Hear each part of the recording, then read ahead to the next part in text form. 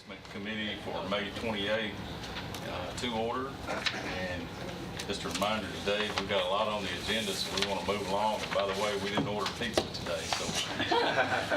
Good idea. So we'll try to keep this moving along. The first thing is to look at approval of the minutes for the May 15th meeting. Mr. Chairman, I've reviewed those minutes and find everything in order, moving those approved. Okay, we have a motion. Do I hear a second? Second. Second, Mr. Johnson. All in favor signify by saying aye. Aye. Any opposed? Motion carries.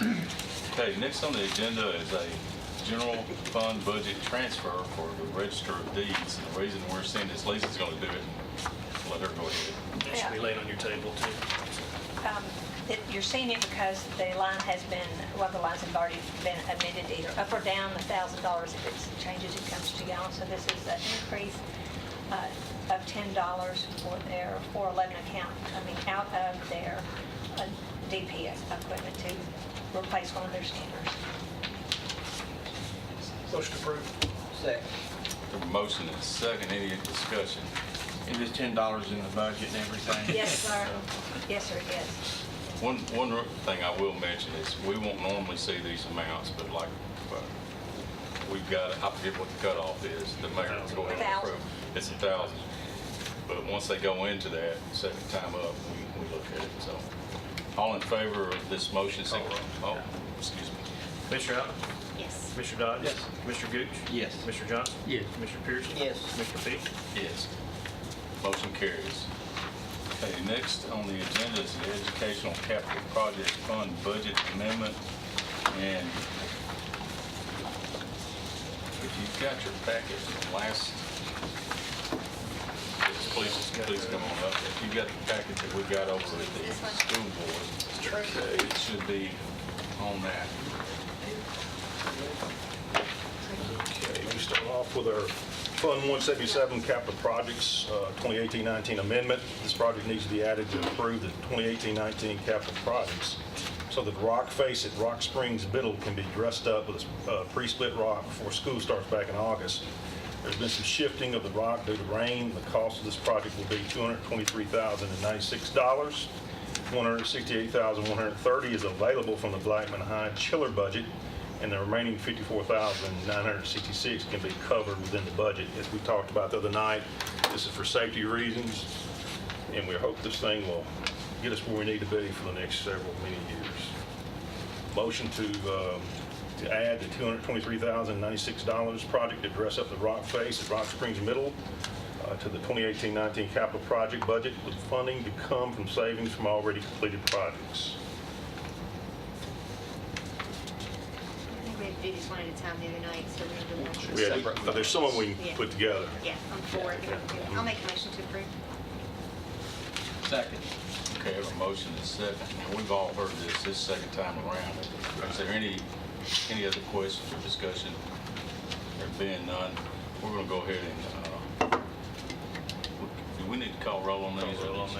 Okay, go ahead. Commissioner Allen? Yes. Commissioner Dodd? Yes. Commissioner Gooch? Yes. Commissioner Johnson? Yes. Commissioner Pearson? Yes. Commissioner Peak? Yes. Motion carries. All right, the next one is 2018-19 budget amendment for Fund 143, the centralized cafeteria fund. Budget found on page 5. This amendment keeps a budget of $1,396,155 deficit of this fund. Revenues are being increased by $191,475, and the net increase in expenditures is also $191,475. Contracted maintenance and higher food costs are the line items which are requiring an increase. Motion to amend the 2018-19 centralized cafeteria fund budget by increasing both revenues and expenditures by $191,475 as presented. Motion to approve. Second. Okay, we have a motion and a second. Is there any other discussion on this amendment? There being none, call roll. Commissioner Allen? Yes. Commissioner Dodd? Yes. Commissioner Gooch? Yes. Commissioner Johnson? Yes. Commissioner Pearson? Yes. Commissioner Peak? Yes. Motion carries. Okay. Let's see, the building fund program amendment land, page 6 and 7. As you can see here, cleanup amendments are for these following projects that's listed on both page 1 and 3.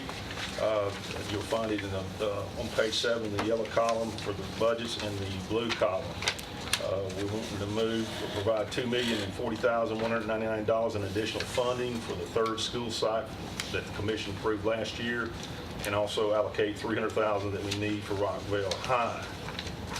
Motion to approve the building program budget amendment that cleans up a total of $1,308,353 within the budgeted line items and provides $2,040,199 in additional funding for the third school site that the commission approved last year, and provides $300,000 for Rockville High, with funding coming from other projects that are complete or approaching completion as presented.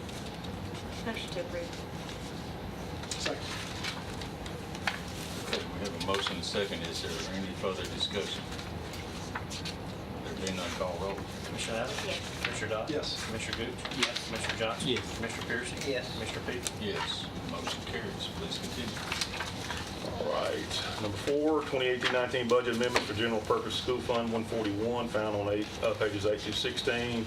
These are routine cleanup amendments for the 2018-19 budget. The amendment for non-labor items and final revenue amendments will be presented at our June 6th board meeting. The medical insurance reallocates $228,000 in already budgeted medical insurance to the budget lines based on the staff we have in place towards the end of the school year. No new funds are being requested, and the $228,000 is 0.48% of the total $47,773,665 in medical insurance included in the 18-19 general purpose budget. The motion to amend the 2018-19 general purpose budget by reallocating $228,000 in already budgeted medical insurance to the budget lines based on the staff we have in place towards the end of the school year as presented. This amendment, and we'll move on to the next part. This amendment reallocates $150,076 in already budgeted pay for certified staff and the related $7,244 in benefits. This $150,076 is 0.08% of the budgeted $192,061,318 for certified staff. The changes are due to the changes in staff since the budget was prepared, and changes in experience and/or degree and vacation payouts. Motion to amend the 2018-19 general purpose budget by reallocating $157,320 in already certified salaries and benefits to the budget lines based on the staff we have in place towards the end of the school year as presented. Classified staff. This amendment reallocates $239,538 in already budgeted pay for classified staff and the related $37,370 in benefits. This is $239,538. It's 0.63% of the budgeted $38,102,566 for the classified staff. The changes are due to changes in staff since the budget was prepared, training for the new attendance system, and changes in experience and vacation payouts. Motion to amend the 2018-19 general purpose budget by reallocating $273,908 in already classified staff salaries and benefits and budget lines based on the staff we have in place towards the end of the school year as presented. Grants and other revenues. This amendment adds $64,797 in grants and other revenues and related expenditures to the general purpose fund budget. $25,000 tobacco settlement funds for alcohol, tobacco, and drug education. $20,000 state through county for walking track at Laverne Primary School. $4,797 for CTE equipment grant to Central Magnet. $15,000 for school-based health services from contract with Stellar Therapy Funding Nurses. Motion to amend the 2018-19 general purpose budget by $64,797 in grants and other revenues and related expenditures as presented. Motion to approve. Second. Okay, I have a motion and a second. I want to remind everybody who's watching this, we're not rushing through so much as this is the second time we've sat through it all as a committee seen this. So, is there any further discussion? Wait on Mr. Pierce here. Is he? No, he told me he was having problems with his cough, and I'm not sure when he's going to Okay. return. So Okay. we still have a quorum, Yes. so we're okay. Go ahead and call roll, please. Commissioner Allen? Yes. Commissioner Dodd? Yes. Commissioner Gooch? Yes. Commissioner Johnson? Yes. Commissioner Pearson? Commissioner Peak? Yes. Motion carries. Okay. All right, number 5 is the centralized cafeteria fund 143, the 2019-20 budget found on page 17. The centralized cafeteria fund of 143 for the 2019-20 budget has $19,466,036 in revenues. and $20,728,458 in expenditures, and uses $1,262,422 of fund balance to fund the cafeterias. This fund has a requirement that fund balance equal 3 months of anticipated operating costs. We anticipate meeting this requirement. Motion to approve the 2019-20 centralized cafeteria fund 143 with $19,466,036 in revenue, $20,728,458 in expenditures, and use $1,262,422 of fund balance to fund the cafeterias as presented. Yeah, and y'all have a updated sheet on your desk. We had some salary changes that we didn't get when we originally produced these, and when Jeff and I was looking over them last week, I've updated y'all's sheet for your book. What page will that fall on? That'll go in the book. That'll go in tab 13. On the very back of that tab 13, it just replaces pages 1 and 2.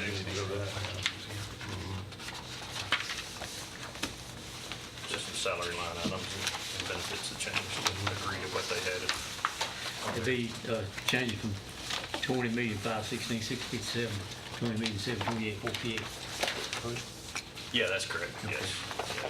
Mark, so And that's the motion that Mr. Spurlock read is what I gave you, handed out to you, so this this, supersedes what's in the book. yes, that's correct. What dollar amount are you showing for Fund 177 with the property tax change? Have you Oh, I got gotten it. that I think updated? it's, $7,219,990. That's everything, that's 7,219,990. that's revenue. That's using the second, Okay, that's our revised revenue number. Yeah. Okay. 177, right.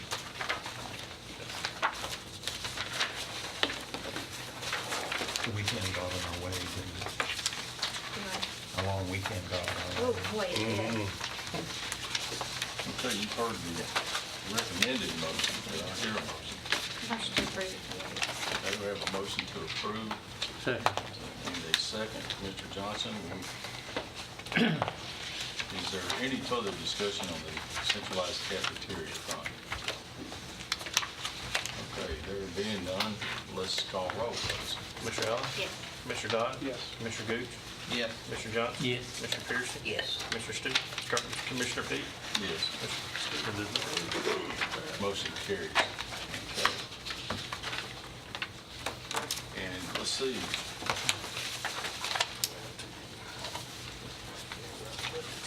All right, Education cut. we're on the 2019 to the 2020 budget review. And let's see, we're going to start. Central cafeteria is what you just reviewed. Okay. So we're looking for the educational capital projects review. Right.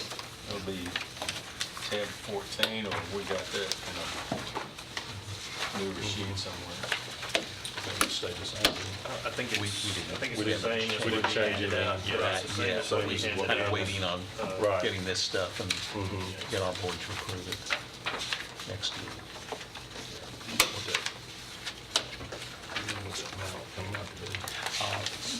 Best revenue, 7 No, million. I'm talking about on this guy. Is that what it was on the past? Oh, Yeah, we that's basically, we'll drop Okay. that, but we'll take out the trustees. Gotcha. Gotcha. Yeah. All right. So we are going to tab 14? Or are we gonna have? It's the same handout that they Right, it's the same one we passed passed out. out last Tuesday night. Let's see what that's looking at. It's the This one is the list of the projects. We go to our board, we have our regular scheduled board meeting next week, so that's when we will be addressing the Right. changes to put us in compliance with what Health and Ed was approved and any changes that y'all might make.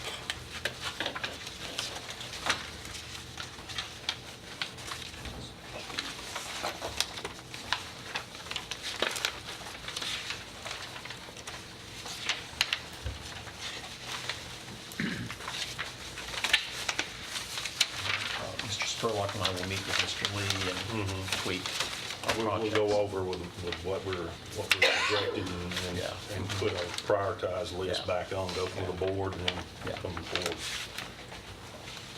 So with it, Health and Ed recommended a 2.8 cent increase, which brought the estimated revenue, $7,219,990. There's a difference, there's a slight difference when Jeff and them were using their initial numbers. They were using our first run with the assessor. I've used the second, the latest that he gave us. We'll adjust again June 14 to see if there's any changes. The way I've presented this, and Jeff, $9,859,323 as recommended appropriation. So are y'all changing that, or y'all leaving it? We will be changing that next week at our board meeting. Okay, Yeah, next week at your next week. Yeah. Could your revenues go up again in that week? No, I won't have a new number until June 14th, and it can go up or down. Okay. Okay. Mark, when is it that we've got to have it? He said next week, but when do we have to have it to the newspaper? The publishing deadline is the 6th. So we Of need to- June, so we'll have yes. it back from them. Okay. And you can just change your total, take out what your estimate for the trustees and change the total, because that's what will come in. Is that what you're going to do? on Yes, the- that's what, That's what you're that's what going to we'll balance it? present. That's what we will present to our board, yes, ma'am. Okay, okay. Yeah. That works good for me. What day do that? What day is that? Are we Wednesday, Thursday next week? I think so. Yeah. So that's Yeah. fine. Yeah. You said the total was? We're very grateful. Revenue, if you've got that We second are. sheet, the sheet, that 7,219,990, I've got it. You should say. 7,219,990. Okay. And if I understood what they're saying, is that they're going to make that appropriations balance. Right. That's the 2.8 cents. It won't need it. It won't need it. It'll be zero. Yeah. So how did it go up from 4.5 to 7.2? Because you added 2.8 cents. Health and Ed added 2.8. That was their recommended motion to y'all, is to add 2.8 cents. It goes to 4.7 to make it To 7. make it, 7.5. to make it 7.5. Right. And so where is this 3 cents coming from? I do not, that's what, Is that the decision we have to make tonight? that's one of them. They were Well, asking for 10. sure you got to make it by Thursday. Right. Need to start And the Health and discussion Ed tonight. reduced it to Right. 2.8 to make it a total of 7.5. Right. Yes, sir. Okay. Let me just say that I greatly appreciate that. I know it wasn't everything, but you're doing us a great justice, because there's a lot of needs, and we'll make sure that we are very, use it appropriately and make sure these old buildings are kept up to speed. We had, and I don't know where our authority is in doing, I know there's a gap between we can only up or down. Right. But we were introduced to a company, Siemens Company, a global company that was doing a utility analysis of their jail, and saved a great deal of money and used the savings to pay it off Right. debt service. Yeah. And I know that Trey had mentioned this Yeah. change in revenue Right. could damage one particular school. It Could can. Siemens look at that school? I just, Sure. One of the things that we've done, I think Mr. Sandvik's mentioned it many times, when we're doing energy efficiency, we're using, instead of using that to upgrade, we're actually, budgeting less or staying the same, even though we're adding buildings. So that's where we're in a quandary, so to speak. It's because we don't budget as much. We keep it, at the same. So that's been kind of flatline or a little bit over the last several years.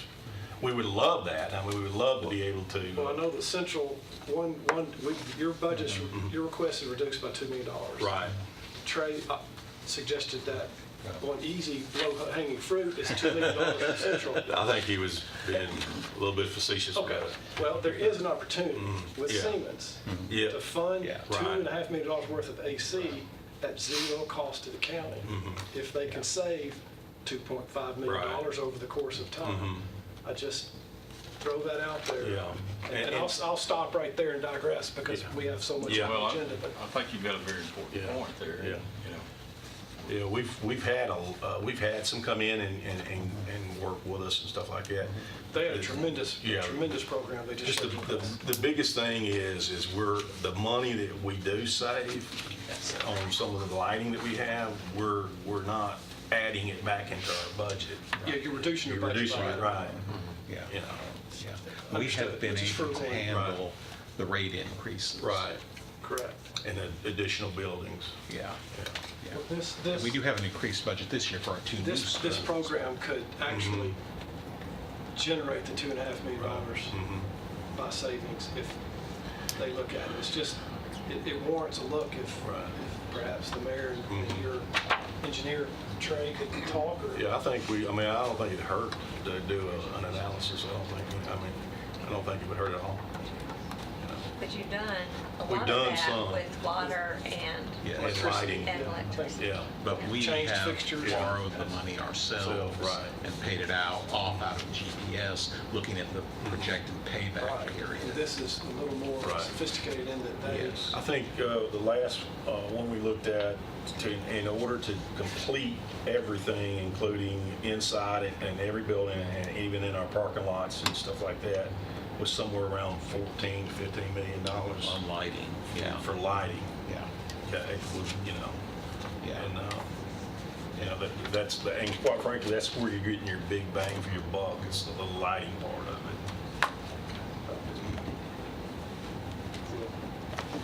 Speaking Gary. Thanks, Chairman. is there any other discussion? Lisa, we got anything else we need here? Well, I mean, I guess my question is, I've given you the number from Health and Ed, it's, I just await the recommendation of this committee. It's 2.83 or 2.8. 2.8, it makes it 7.5 to education capital projects.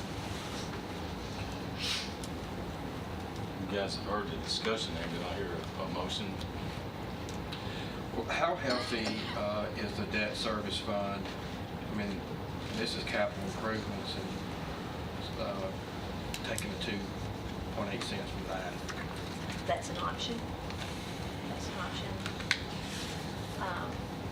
Comes into the next part of the discussion is how does debt service, and this is what Commissioner Allen had asked, is looking at the debt service fund, doing some projections as to what are we going to borrow, what do we need. If your site is just very short, there would be sufficient funds to pay out of the debt service fund into this fund. If I did give you an updated capital projects fund, and just looking at the additional revenue that's come in, and I did a quick look at revenue in the debt service fund, which I would be adding at least, almost $3 million in additional revenue. You've seen it along the year. We'll be coming in and doing those amendments. But that $2.9 million that came in this year could be used to fund the 2.8, which is around 2.6 million. You know, it's like, okay, this extra money that we're doing, we're taking care of next year. If, what page are you looking at? It's the one that Mark gave you. It's the revised 151. I just put some additional information. I just still started with what our fund balance is on our books, showing an additional estimate of revenue. This is at the end of May. So that, the additional estimate of revenue is 2.9. Yeah. And that came from, This year, revenues exceeding our projections okay, so it's like we had 2.9 million more. more than we. So would another option be, I think I may have heard it in yours, is that we just take that amount and transfer instead of the pennies? That is an option. But you could do that. You would, like, if you didn't do anything, I would say our fund balance would end at 50 million, which is 93% of our of current debt. Now, if we have a debt issue next year, we would do it in the fall. We would only have one interest payment made next year. It would be the next year that it would catch up with you. Potential. And I guess it's always, you know, we get the school, I'm not picking on y'all, but we get from the school board with their best guesstimate of what they think the projects are going to be as they come in. And they tell you every time, we're good at 1 or 2 years, not after that. And you've seen, it's like we need 90, we took that, the way they first presented it, we need $90 million every year. We didn't borrow 90 million. This year was one of the years like, we're going to have to do 90, but we didn't do 90, we did 40. So, yeah, I don't know if the next year, with everything that's coming in on the county side, plus the school side, And we according can to, guess 50. And then the year after that, you'll have schools, starts coming in. You know, we can play with the projections and say the what ifs, and how would that work? according to Trey, it was a 10-cent increase. And That's we what we went were originally 75. proposing. Correct, original proposal. Right. And you had, and it was a good priority list. Right, And that was because we've been playing catch-up. right. Now we're starting to fall behind. So I certainly, and the wisdom of Health and Ed in the vote that night was, let's get part way, let's claw part of that in, but we can't claw the whole, Right. we can't double Right, the- that's right. Right. the contribution, but we go 50%. We've met in the middle, you guys are gonna evaluate that, so. I don't mean. But it's gonna have to be there again next Something- year, it's gonna ha- according to that's- Trey. That's thank it. you. If That- we're going to a that is the 7.5 point. cent, Yes. Then is you it won't Bowens have that Nichols? This is where Bowens Nichols started. So it's Yes. now Bowens 7.5. Yes. Yeah. In the next year, are we prepared to do that as a committee? Did you- 7.5 Well, next Somebody year? got The question the is full 75, list. you know, what happens to debt Did you service get then? that from Are we Trey? going to have a I did not stability print it out, somewhere but I else? did get it. And if it goes from here the one time, then it's gone to here, and the next budget we look at, It's going to be there. a short 2.9, where we're going to go. Whatever. Well, the way I typically do this is when y'all set your tax rate as is, I present the next budget with that same ratio. It's this time that y'all tell us. But whether we where use to it for the shift. school board or we use it somewhere else, that 2.9 is available, and we're using it Right. here, if we If so you choose. if you so choose. But it Or won't be if you so available choose for to. salaries somewhere else, because we're going to use it for capital expenditures. Whatever. Well, And there's, yeah, right. No, so here's what I would say is, that number for the school board, it's never gonna go down. That number's only going to continue to increase. You're talking about the GPS budget? Yeah, Yes. because, the number of schools that we have are aging, I think he told us the other night, we've got 20 schools with HVACs, 20 years or older, Right. and that many more, I think, coming on within the next few years. So this is gonna be a fund that we're just gonna have to amp up, and it's just not really gonna be a choice. So we're gonna have to find the money every year to increase this. We could, in the conversations I've had with Trey, we could drop $20 million this year on deferred maintenance. And, we might be at ground zero, we might not be. We might not even still be caught up. Well, we could drop that right now, today. And that's not at all what this list is, and that's not at all what we're funding. So we're hedging our bets that we can put off, something major by him trying to prioritize the best he can. But there's no guarantee that something's not going to leapfrog to the front and say, there's a catastrophic failure somewhere and there's no choice and the money's then got to come from somewhere. So this is conservative budgeting, and we've always been as conservative as we can, because we know that whatever we budget, we have to secure. We have to, promise that we can fund it. So, I'm all for that, but I don't want anybody going into this particular vote, especially ever thinking this number's going down, because it's never going down. It's only going up, and which it should, Because it's just like, imagine you bought rental properties. You know, and you've got so much money in savings. Okay, you can fix one house, but what happens when you have 2 houses? And you have 3 houses, and you have 10 houses, and you have 50 houses? That same amount of money you've got in savings isn't gonna fix 50 houses. It's the same situation we're in, and the more and more schools we add, this fund is going to have to grow. This savings account basically is gonna have to grow. Well, and if I may talk about the fund balance in this fund, on paper, it looks good, but remember, this is funded entirely by the property tax. So for the first really 5 months of our year, what we've got in fund balance is what we get started on projects with until the property taxes really start flowing in. You just get a small piece. We just get in a small, October. Well, yeah. really not Really, October, it's yeah. the 1st of November. 1st of November. And then you don't get the other part until the Yeah. 1st of January. Yeah, Right. so that's why we keep our fund balance, so we can get started on projects. We had to slowly build that up when we started this fund because we didn't have any money to do anything at first. We had no money to pay bills. No, yeah, so that's why we went into the fund balance $1 million last year for safety items. We probably don't need to go into this fund balance at all this year, or because it will impair us, our ability to do these projects. Yeah, so, yeah.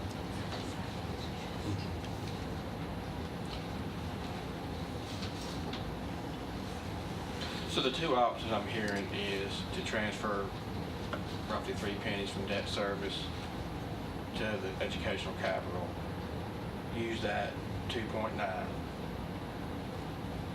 Now my question, what other options? Are those the 2 options, other than raising taxes? But obviously we're Raise not. taxes. Don't give it to them, Don't give it to them. or transfer from debt service. Okay, my next question is, are there any other eyes looking at that 2.9?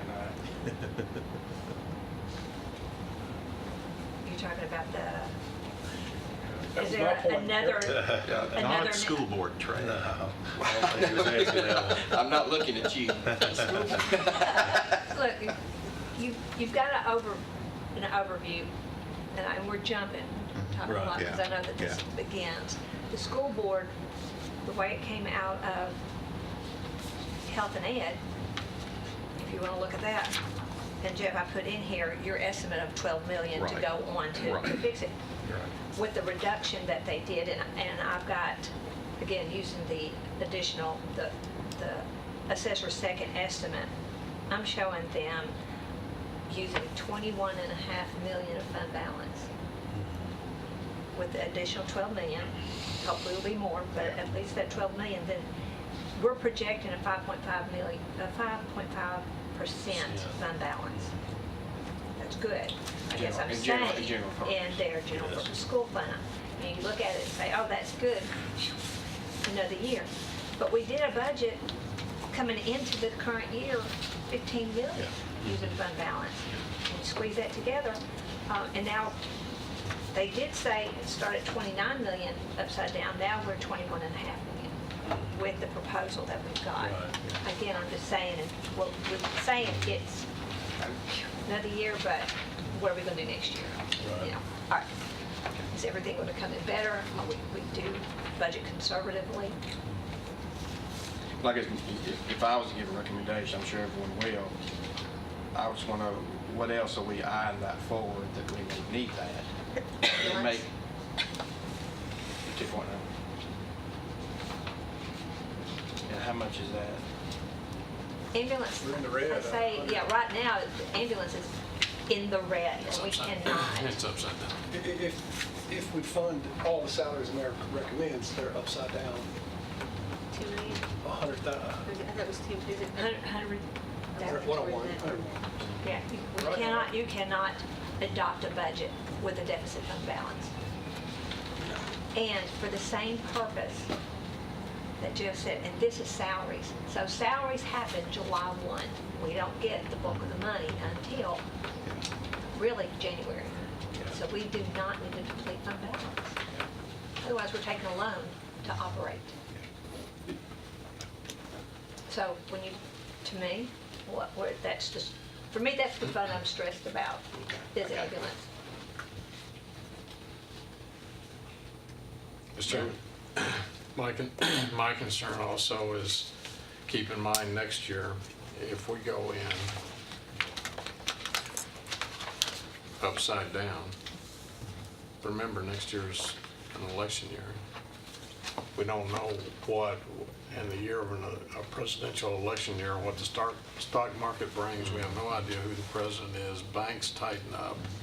It will be a fluctuation year of uncertainty until we decide who the next president's going to be, until the whole national economy becomes stable. And if you're going to have to go to the taxpayers and ask them to put money on their property tax, you don't want to do it on the third year of this 4-year term, because it won't happen. It just won't happen. So we have to be cautious about the direction we go this year. I think it's important. Mr. Johnson.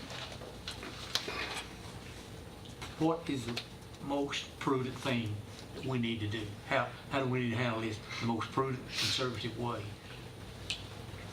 Recommendations.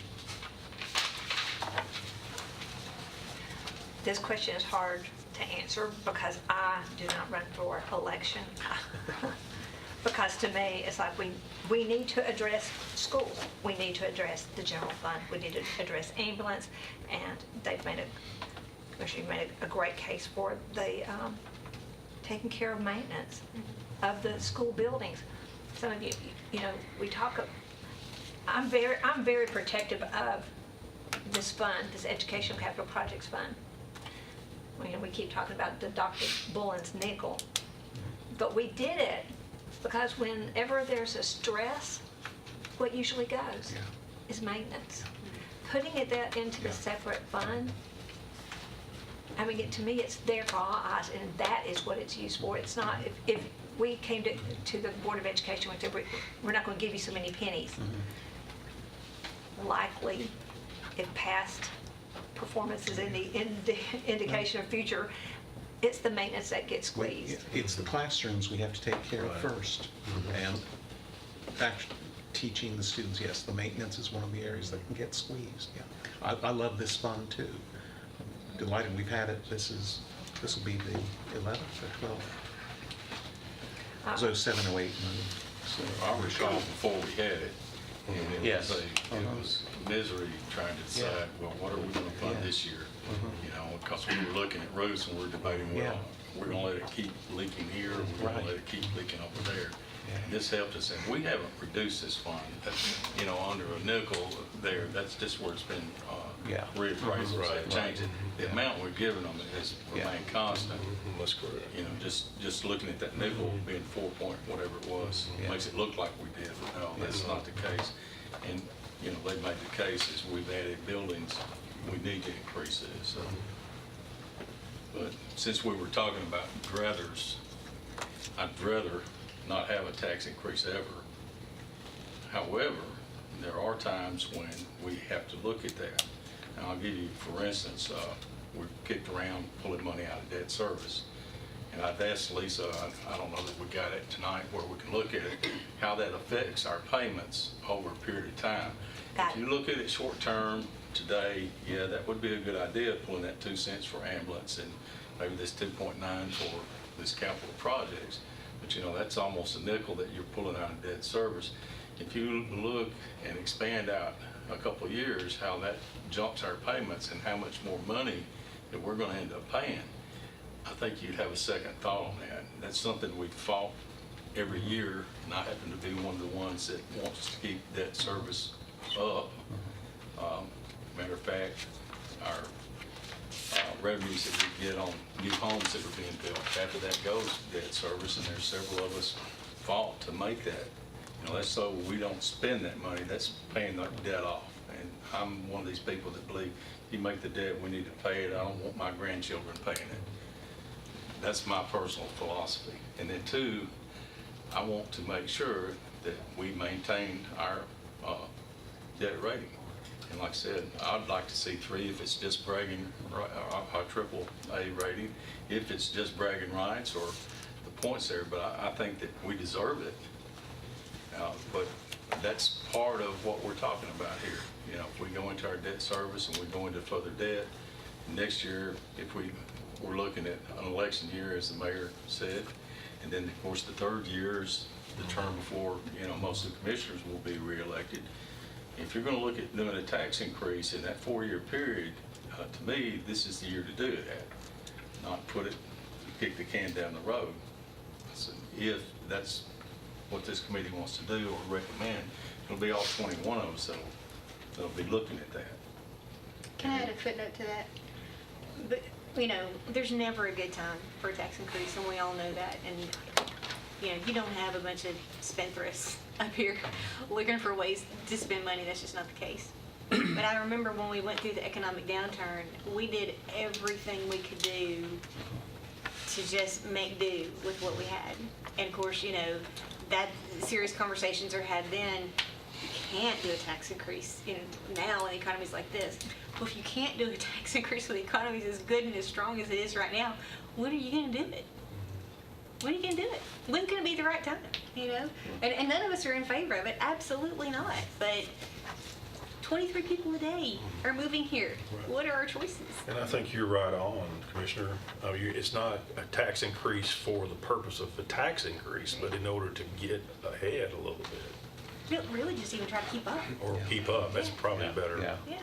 I mean, how many road projects, you know, could we do right now? I mean, we're about to do the major thoroughfare plan, and, you know, how many traffic issues are going to be identified and things that would need to be resolved? That's all the stuff that's on the horizon we're not even talking about yet. One other thing I want to point out, not tomorrow night, but Thursday night, we have to have ready for publication our budget to present, okay? Now, Mark pointed this out. I think Lisa has too, or at least privately, we've talked about this. If we are going to consider a property tax increase, it needs to be mentioned Thursday night, because that's the proposed budget, because that will give our people time, our constituents, citizens of this county, a chance to look at it. So then when we have our public comment period on the budget, they'll come in. So I don't think it's kosher if we say, well, we're not going to do a property tax increase, and then after we look at this again and think, oh boy, this is what's happening to debt services, we pull this out of here, maybe we ought to consider, you know, a 2-cent tax increase or whatever it might be. But I think we need to do that on the front end. We can change it, you know, until the 26th of June. You know, all this is up for changes, but for Thursday's meeting, you know, I think that these options ought to be, if they're going to be options, you know, they may not be, but if they're going to be options, I'd like to have them there so the citizens can see them at that time. Mr. Johnson? Shoot me if you have to, but with the information that you've got so far, can you project a reasonable property tax increase by then, or are you able to do that? Just Oh, if I got to make a motion, are you saying if I Hey, got to make a motion, what would it wait a be? minute. If you were the queen. If I were queen? Let me say that with the funding that needs to be done for the salaries, et cetera, and where we'll still be conservative and prudent and not upside down, am I making any sense? Yes, sir.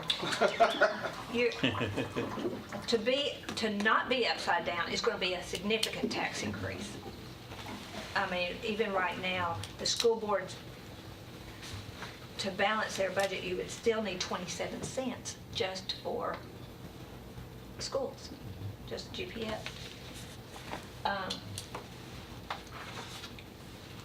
You know, I'm gonna jump to here. Debt service is fine for now. You said debt service is fine? Debt service is fine right now Good. with our sounds fund good. balance. I mean, it's healthy, but it's what's coming. Might not be this year, next year, If you but cut, it'll be if you coming. cut the debt service in half Yeah. and don't want any tax increase, would that put you in a tough position next year? Right. It probably destroys your chances of getting AAA bond rating. And then what do you do next year? You know, know, and what if times turn on us? Is that that's the minimum Right. that we would be left with? So, I said 27 to balance schools. 13, over 13 cents to balance the general fund as presented. So there's, what, 40 cents? 40 cents. 40 cents. But do you take the same approach as what you did on the capital projects and say, okay, are we willing to maybe go half? Maybe not 40, maybe 20? Lisa Queen. Are those estimates using no fund balance? That's what I'm saying. That's what I'm saying. To balance would be, to balance revenues to appropriations would be not using fund balance. That's what I'm saying. Take Maybe a not little- There's your 40 27, cents. okay. Not, Not using any fund balance, not yeah, we just need the- 27 more cents to balance, but we got some fund balance. We We're got some using fund it. balance. So we need to, Yeah. we need to set aside that. And some amount of that fund balance, unless we have a meltdown, again, in the Board of Ed, it is, one year Ed Shirley got our expenditures over 98%. I don't know how he did it because of just our amendment. We can't exceed on a line item. We have all these other functions. rules that we have to go by on these budgets. You know, 2.5 is about as low. Well, that is $8 million, $10 million now that we are going to have pretty much recur every year. 21 million is a major challenge. 8 to 10 million. Now, if the economy turns south and our sales tax plummet, that's when we'd be in. That is, in the past when that happened, that's where we would go through and cut expenditures. There was a price to that. We cut our technology program. We paid for it later. But there are things we could do if we see that is happening. But some recurring use of our fund balance, we won't have money going in each year. Typically, it is more than that 2%. This year, it's kind of tight so far, but I'm maybe after, when I get the textbook orders, I can give an estimate on that, but yeah. One more question. You said, say 20 cents, not touching the ending fund balance. 20 cents would still use fund balance. Yeah. Okay. What would be a prudent balance for the ending fund balance that, What kind of property tax rate and using ending fund balance? Yeah, that scenario there. I guess the goal is, or what I haven't got for you tonight is, do we want to shoot for a 20% fund balance in the general fund? Right now, our rules are 15%. A minimum of 15.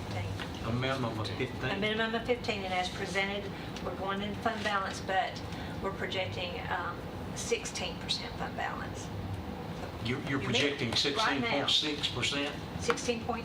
16.3, okay. Right now, as is, using 12.5 million of fund balance.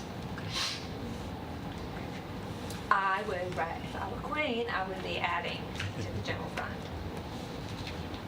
Taking less.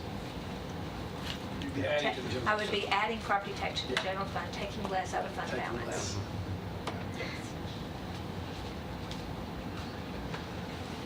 What would that do to that 20 cents you were talking about? If we reduced it? If I had that, I would put part of it in here. I'd put 2 in ambulance. I would put, that's 2. I'd love to have 7 in the general fund. But 7, 8, 9, 10, 11 and a half, or thereabouts. 12.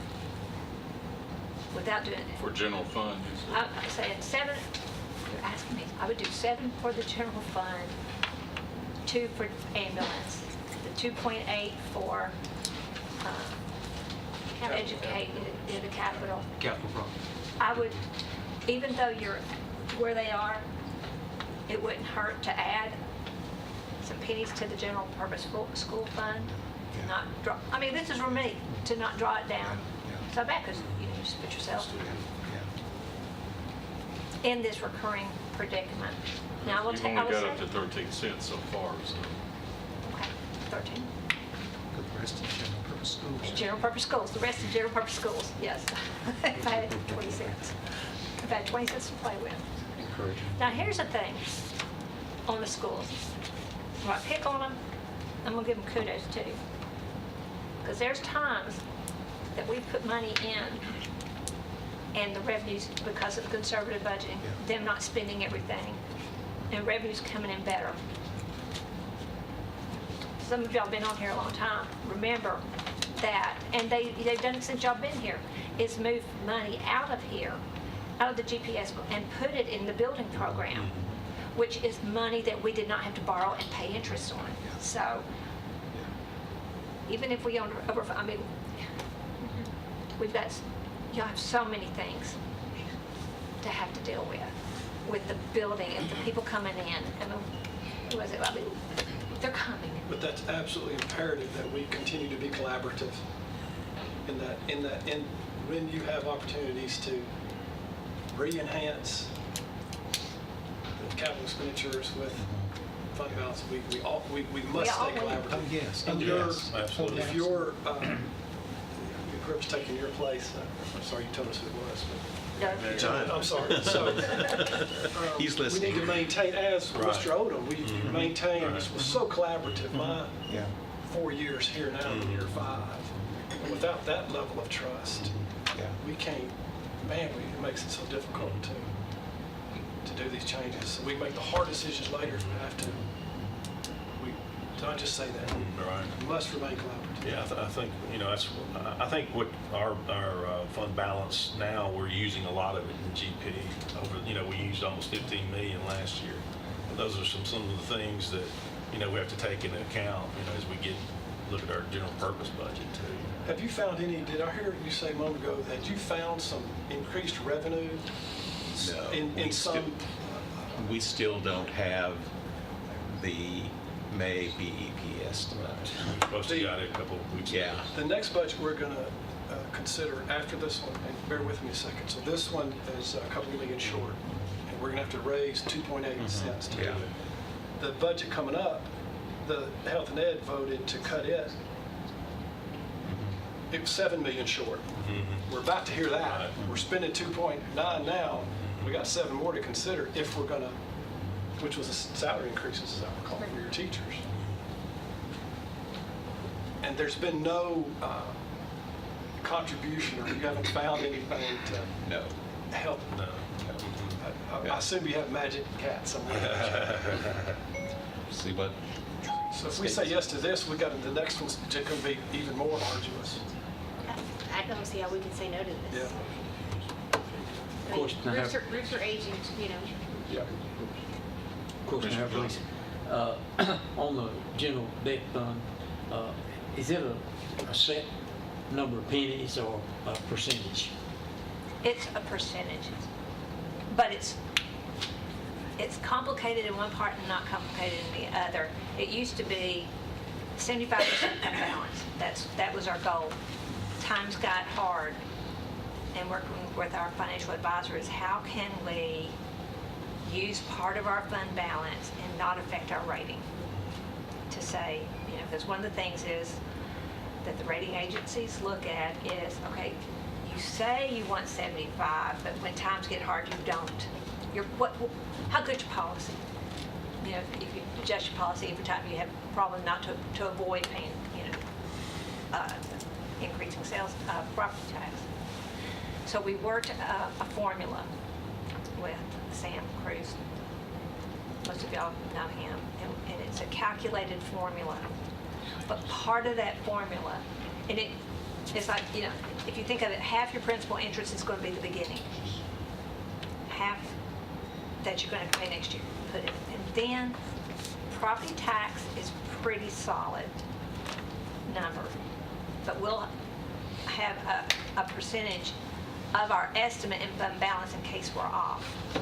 We'll have a larger percentage of all the other revenues that, think of development tax. It's a one-time economy, I mean, it goes, if y'all remember, we were at 8 million, it went down to 800,000, you know, so there's a percentage built in for that. Then there's a component for variable rate debt, but we don't have variable rate. But the last component is looking at your capital improvement plan. What is your plan over the next 5 years? And how are you going to accomplish that? So there's a lot of that, to me, is the squishy number.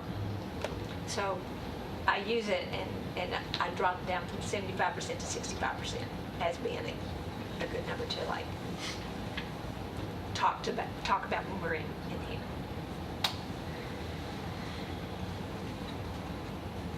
Did you want to see? I mean, I'll leave it up to you. I'm prepared if you want to see the scenario, to see scenarios in debt service. That's your Excel spreadsheet I like so much. But it's a lot of variables, even in those projections. Part of the variable is in a reappraisal year, will you keep the same number of pennies there? Or will you drop it down?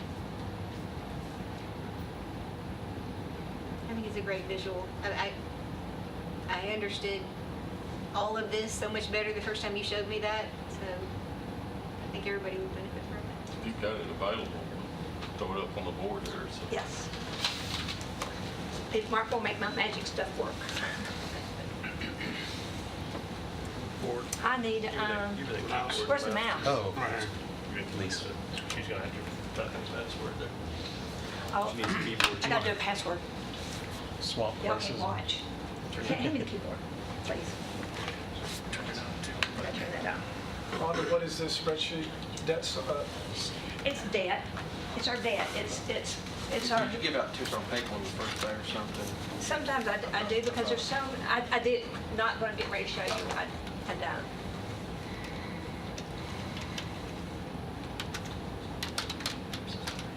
I hope I typed that in right. You need to lie. No. Mark, is this on? Sure. No.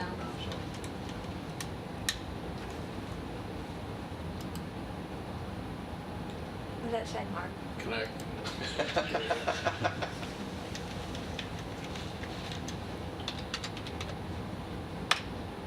there you go. So yes, right there. Say yes.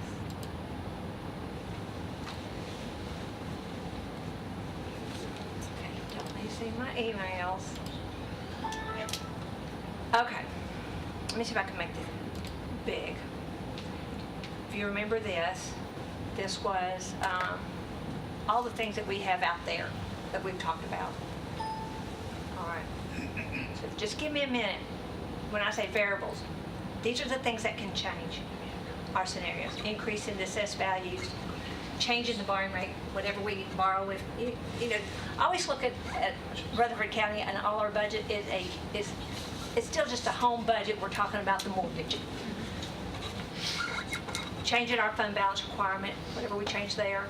Changing the number of pennies that we put during appraisal. And then the change in the amount needed to fund projects. All right. Our first thing is, I think this is an interesting one. This is how much of the total tax rate, I'll give you a lot of history, of our total tax rate that we have attributed to debt service. We had some high years, 9, 10, 27, 28%. What is that? 08, 09, 28% of our property tax went to debt. At the time, we've been right around 23. All right. All right, this one is, okay. So this starts, our first thing is, what if? Right now, 50 cents of the property tax goes into debt service. Right now, I'm showing you the what ifs. What if assessed value increases 3% every year? Doing it this way and smoothing it makes this happen a little easier. I mean, when you look at assessed value, I don't know if I've got that one on there. I don't think I have that on there. The way the assessed values go up and down, I do this conservatively. I can make life change if y'all can tell me that we're gonna have 5% growth every year. That changes. We get monies in for renting the Lane Agri Park. They pay that in. We get airport revenue, that money we talk about, the industrial development fund. They're paying their principal and interest for that, for their bond. And then we just apply 1% growth to everything else. That's where we get our estimated revenue. This is our current fund balance. Let me make this a little bigger. Life would be great if we didn't have any more debt. What I'm showing here is that this is the requirement of our principal and interest payments on our mortgage. This other expenditures, that is paying our paying agent. It is that trustees commission that we pay. I just threw a number. I mean, that's what we've got estimated. I kind of reduced it some. So based on our current debt, what we have to pay, there's our total requirement. That's just 1 and 2. Again, our projected revenue based on what we said before, whether or not we're going to have an increase or decrease in our estimated fund balance. I've got it here, the new number. That's what I'm saying I think fund balance will be with that additional 2.9. You can't see it, but I've added the 2.9. How will we do? Well, look, if we assume a 65% fund balance, we pay our debt. Look, we're over our requirement being 65% of our appropriations. Oh my gosh, we got money. No problem. The problem becomes in with all our projects that we have to do. So when I come to, that's the one. All right, so let me make this bigger. Because I really just wanted you to see what the components are, the what if. So I'm using about $70,000 to fund our $1 million of debt service. $70,000 per $1 million borrowed.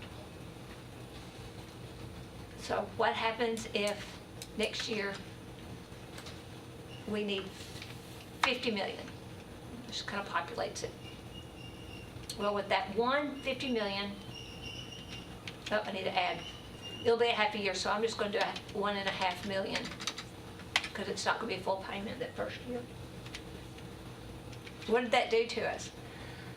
Well, right now, then our revenues is, we're upside down. I can't read that number. It looks like 821 or 921. But our projected forward fund balance is 48.5 million. With the 65% fund balance, we have 12 million in excess. It's okay. If we don't add any more debt, we're still okay. All right, what about this year? What if this is the $90 million year? What did that do to us? Okay, we did 90 million that year.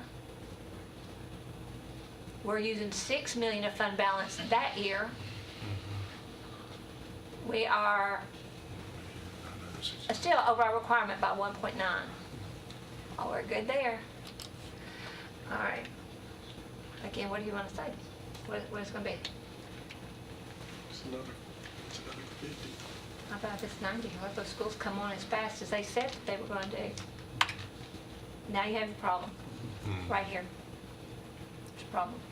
And that year, we're at 65%.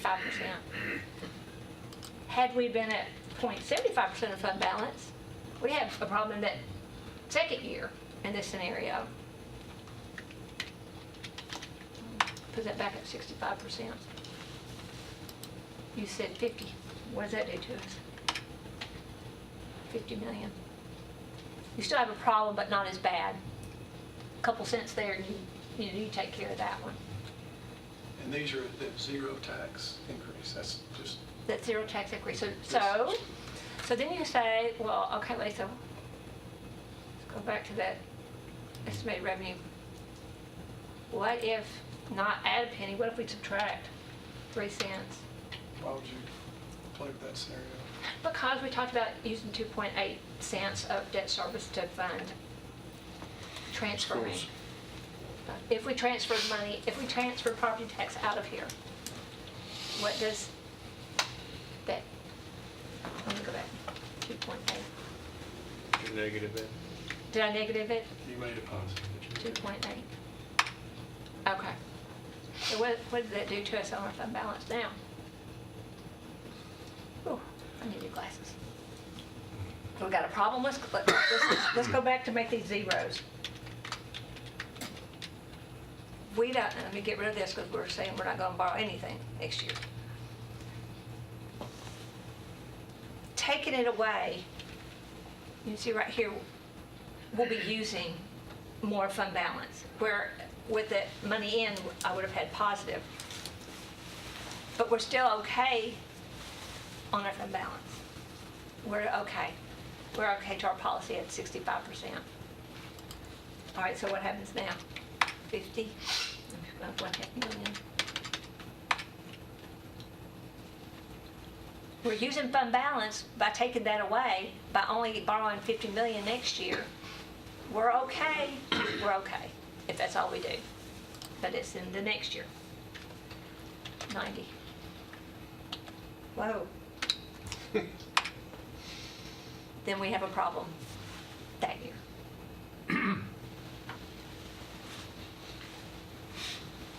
If I go to revenue, this is what I was saying. Lisa, you're too conservative. We're gonna have 5% growth. What does that do to us? Well, 5% growth helps us a little, but not a lot. Leave it at 3 and add a tax increase, please. Okay. Let's just cut the chase on something All right, oh, wait a minute. You said leave it 3. there. 3%. What the three can do on that. Leave it 3. And do what here? Add? Yep. What do you want to add? 13. 13 cents?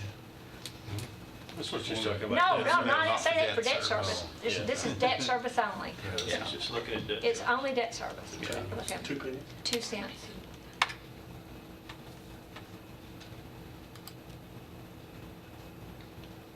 You're good. You're good. What about another 90? You're a penny short in year 3. Yeah.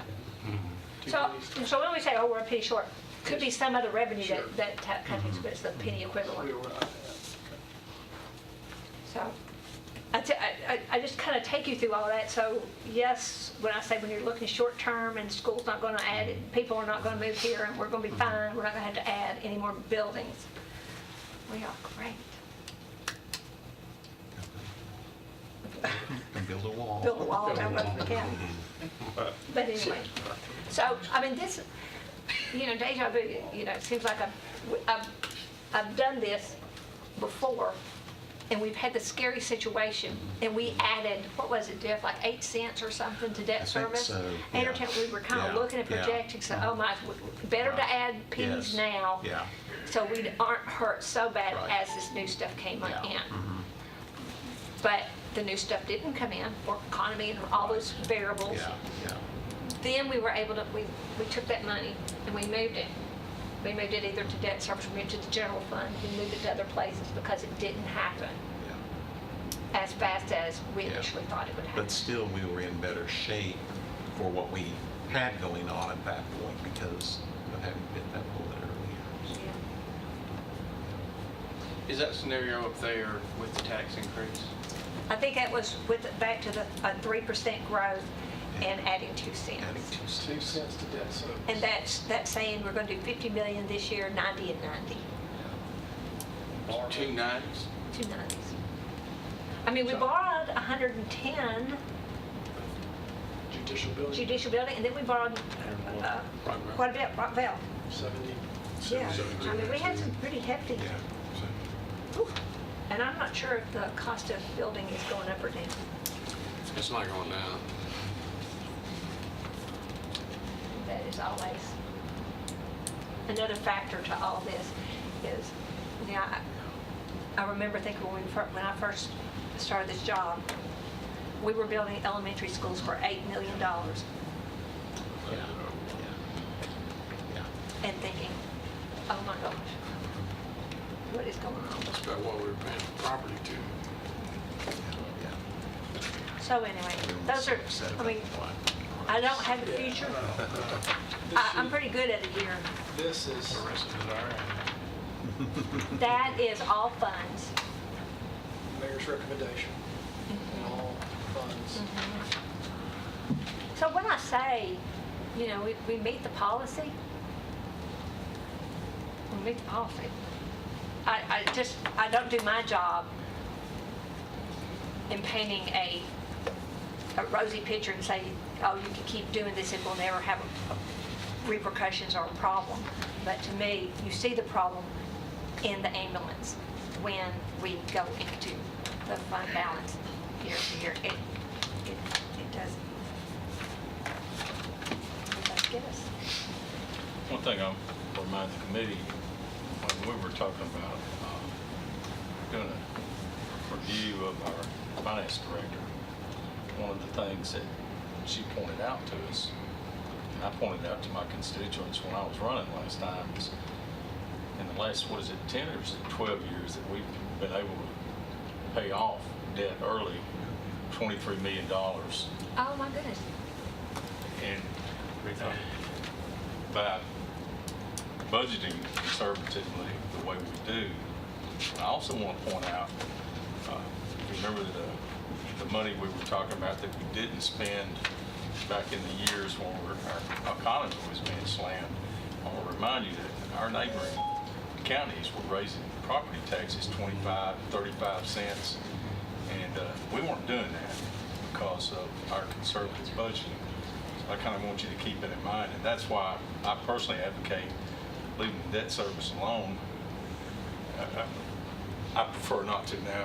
If we had a year where we were not going to do a tax or increase at all, and we wouldn't have to by taking 2 cents out of debt service for a year, you know, that's something I could probably go along with. But if we're going to have to look at increasing our revenue somewhere, being a property tax increase, I would personally rather keep that debt service intact or raise it if need be. And two, if you look at that, don't look at this year, look at 3 years out, because I don't want to be sitting here next year and us talking about Like the she same just thing. did, that spreadsheet there is your 3-year outlook, right? Right, right.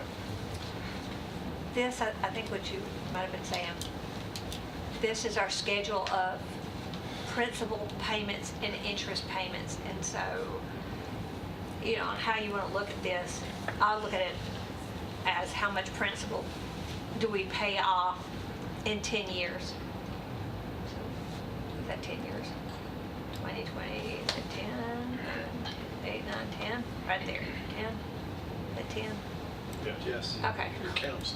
Okay, that's like, okay, I'm not saying, we're paying of our existing debt, the way it's set up, we will pay off 67% of our debt in 10 years. It's already scheduled. We borrow over 20 years for buildings that last in excess of 20 years. 40. I mean, how old is Central? It was rebuilt in 44. Older than me. Okay.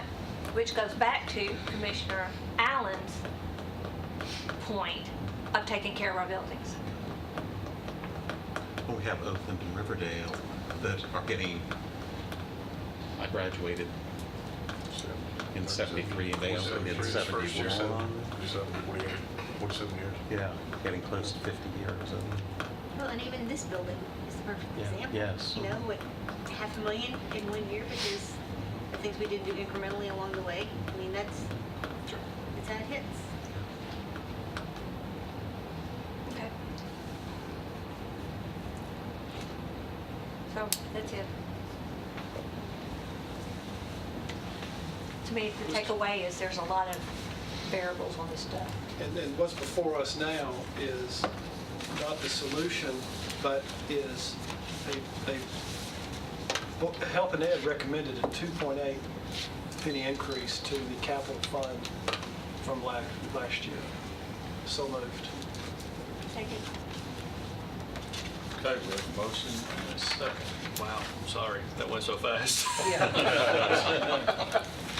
Actually, it was an hour and 45 minutes. Yeah. Same I made motion the as motion to what the increase Health per and Ed did. what was presented tonight. As far as adding pennies, Yeah, to their budget, 2.8. just to the capital projects, I am pushing 2.8 forward, cents. I'm accepting what Health and Ed presented to us. We do have a Where second. we're going to get it's another place, but I'm prepared to discuss that next. well, I don't know why I mean, if we're gonna vote to do it, don't we need to know where it's coming from? Or you No, think it's- I mean, to me, at Because we this got to point, see all the other elements, and then we're going to have to kind of come and get it published and then come back around. Now, we can continue to deep drill down, dissect them. And so we're gonna do that deep dive by Got to be done by Thursday. Thursday. this Thursday or next Thursday? Oh, This Thursday. The Thursday that's in this week and 2 Day after days. tomorrow. Yes. That's what's published, and I'm considering that a higher level publication, a worst case, let the public know Sure. here, and then Tell us we this is what continue to carve and look and do some hard work Sure. through June to come up with an ultimate conclusion by June 26th or 7th. Well, can we not just do the motion then? No, it needs to be done now. Well, we're not making a decision until Thursday. No. I need to have it ready for you. I want to see the impact of this budget. That's my willingness to make the motion was to allow us to move forward into what is the impact of the hard work the school board and Health and Ed has done. All right, let's see the impact. Let's see the real impact now. Put it in motion, get the results, move on to your next budget. Okay, I'm just thinking, Okay. think out loud. Absolutely. So Lisa needs time to get stuff Well- brought back for Thursday. Well- And if we tell her this is what we're gonna do, she more likely can bring back some accurate information than us coming on Thursday. And then we don't have all the information and we going into a midnight meeting. Here's the other option, is that you approve the appropriation of 7.2 million. What will that do to us? What's That, The revenue of 7.2 million? Or something? Or I'm just appropriating 7.2 million? because I'm looking at if we do that, You're gonna balance if it, revenue is estimated 4.5 million without additional, you need 7, but it's still going to put you negative, isn't it? Yeah, the initial request was 6. 9.6 something Yeah. million, and reducing it to 2.8, brought it back down to 7.2, 7,200,000 I'm- dollars. Well, that's the And same as the revenue, intention- that's not too That's the bad. intention of my Right. motion. Correct. And if I'm saying it's 2.8 and we're stuck, my intention is, Here's a, accept the hard work you've done. It's a $7 million expenditure this year. Let's progress in, can we ultimately get there or not? I thought we had to have a motion to progress this forward, if I'm right. Basically, you will need this figure to do your calculating well, with, I mean, correct? what we're, I mean, to help I guess you- I'm, okay. Well, what number did Health and Ed They come up with? recommended adding 2.8 cents, And give, in dollars? 7 $7 million. million, so 219. That would get the, adding that makes their revenue Okay, that's what the two. 7, yes, that's a 2.8. So what I was quickly doing is saying, okay, if fund balance is not there, because y'all just used 300 of it earlier. Well, actually, that's that isn't fund balance. That was not fund No, balance? it's not fund balance. Okay. It's So if I, already if, appropriated money, but assigned some to a different okay, project. all right. I was doing it a different, trying to accomplish the same thing. If you start with, I'm using round numbers, 2.7 million as beginning fund balance, with their estimated revenues from the beginning of 4,581,000. Let's say 4.6. That gets us 4.3 million. their recommendation could be $7,219,000, which leaves it like no fund balance. Basically saying, you should fund balance until we can figure out where we're going, if we're going to give you any additional money. But they have to have a fund balance, don't they? Well, what it means is they can't, next year they could start spending because they'd have some, but it's the year after that, they will have to wait over half a year before they got any money to start any new projects. What was that total, one more time, 7 million what? So, I was right here. yeah, $7,219,000. I would just say that's the, that's, 7,219,990, correct? That's correct. Okay. I'm kind of going at it, sort of, Commissioner Dodd saying you're approving their appropriation and you're going to come back and say how it's going to be funded later. But now, it can be accomplished to suck up every bit of their fund balance. Or they will not do the projects, or not do as many projects. That is the intention of my motion. If I need to clarify that, continue to direct me. If he's not, Commissioner Gooch isn't at a comfort level and it's a matter of language, then let's help me get there. Well, what's the current language? Essentially a 2.8 cents, 2.8 cents added, and my intention of my motion was to fund the capital projects as requested. with the 2.8 cents. It's essentially $7,219,990 Okay, per year. I guess what I'm thinking is when you say added, and I want to add in the word from, fill in the blank. What's the recommendation for health and ed? Is it 2.8? The from, y'all haven't decided yet. And Trey, It- let me it's- step in it's here. going- I'm sorry. go ahead. It's gonna come from the property tax increase somewhere, or drain the ending fund balance, which is, you know, sort of a combination of. Or both. move from debt service. Yeah, or remove from Okay, debt so service. basically, if we vote for his motion, we talked about the three options earlier, what that takes off is one of the options was don't give it to them. That eliminates that option, but we still have the other two options, as far as transferring or Add. adding. That's what your motion does. Yes. And then we'll decide the from question Thursday. Okay, I'm good with Let that. me ask a follow-up question to that, because as I remember, Lisa, what I was perceiving that we were doing sort of through the next 2 days is basically building a draft. Yes. And so, in my mind, it wasn't that if you voted yes tonight that it couldn't come back off. What you're doing is you're building a draft saying, if we can give you this, okay, now next department. If we can give you this, okay, now next department. And then when we get to whatever that number is and we massage tax increases and fund balances, if we get to a place we're not comfortable with, then we come back and we start shaving those recommendations. So the fact that you would want to say 2.8 to me tonight just means that's just keeping the language consistent with how we've always talked about this fund. We've always talked about this fund in terms of how many pennies are going into this fund. So that's the reason that I would be more comfortable with that. But again, in my mind, just a vote for that tonight is not a lock-in, absolutely, it's yours, walk out the door with it. It is, we're building a draft number that is still going to be massaged through Thursday. But by the time we walk out of here Thursday night, It's just a fluid number. yeah. Right. Yeah, tonight's meeting, we've met with all departments. We've heard what they have to say, and then you start. Making some Yeah, decisions. I've got to get it into a Right. draft Yeah. before I can, Yeah, well, I can't absorb any more. I can't anticipate the what-ifs of the next one and the next one. I got to see it in the draft now. Now, what are we going to attack or embrace or whatever, so.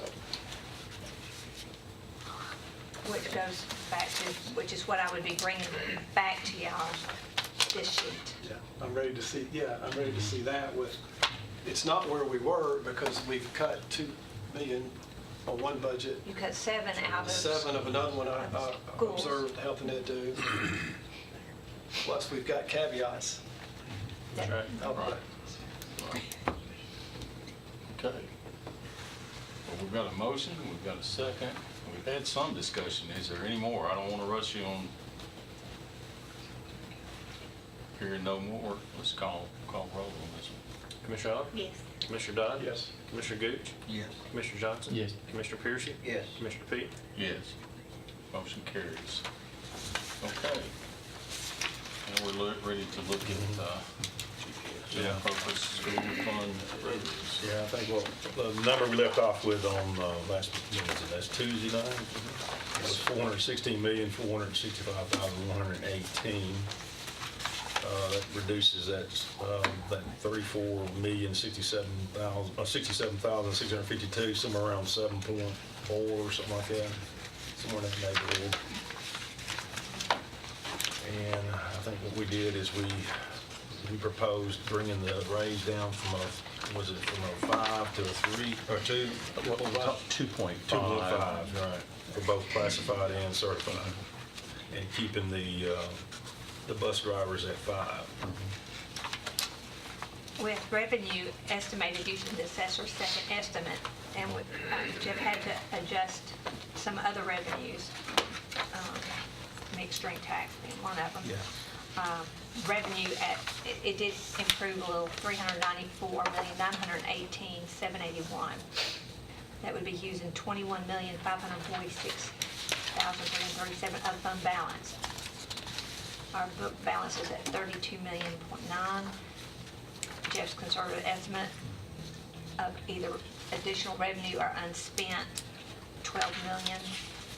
That would have our estimated ending unassigned fund balance at $23,376,532, which is 5.5% of fund balance. That scenario you just described funds the 21 through fund balance. It achieves the The 2.5. 416, or the 2.5% salary increase for the certified and classified, and the 5% for the bus drivers, bus owners.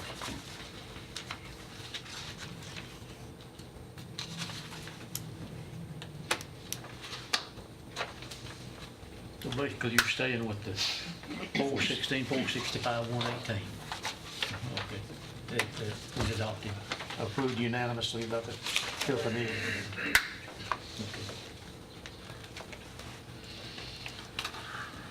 With the 3% fund balance of 12 million.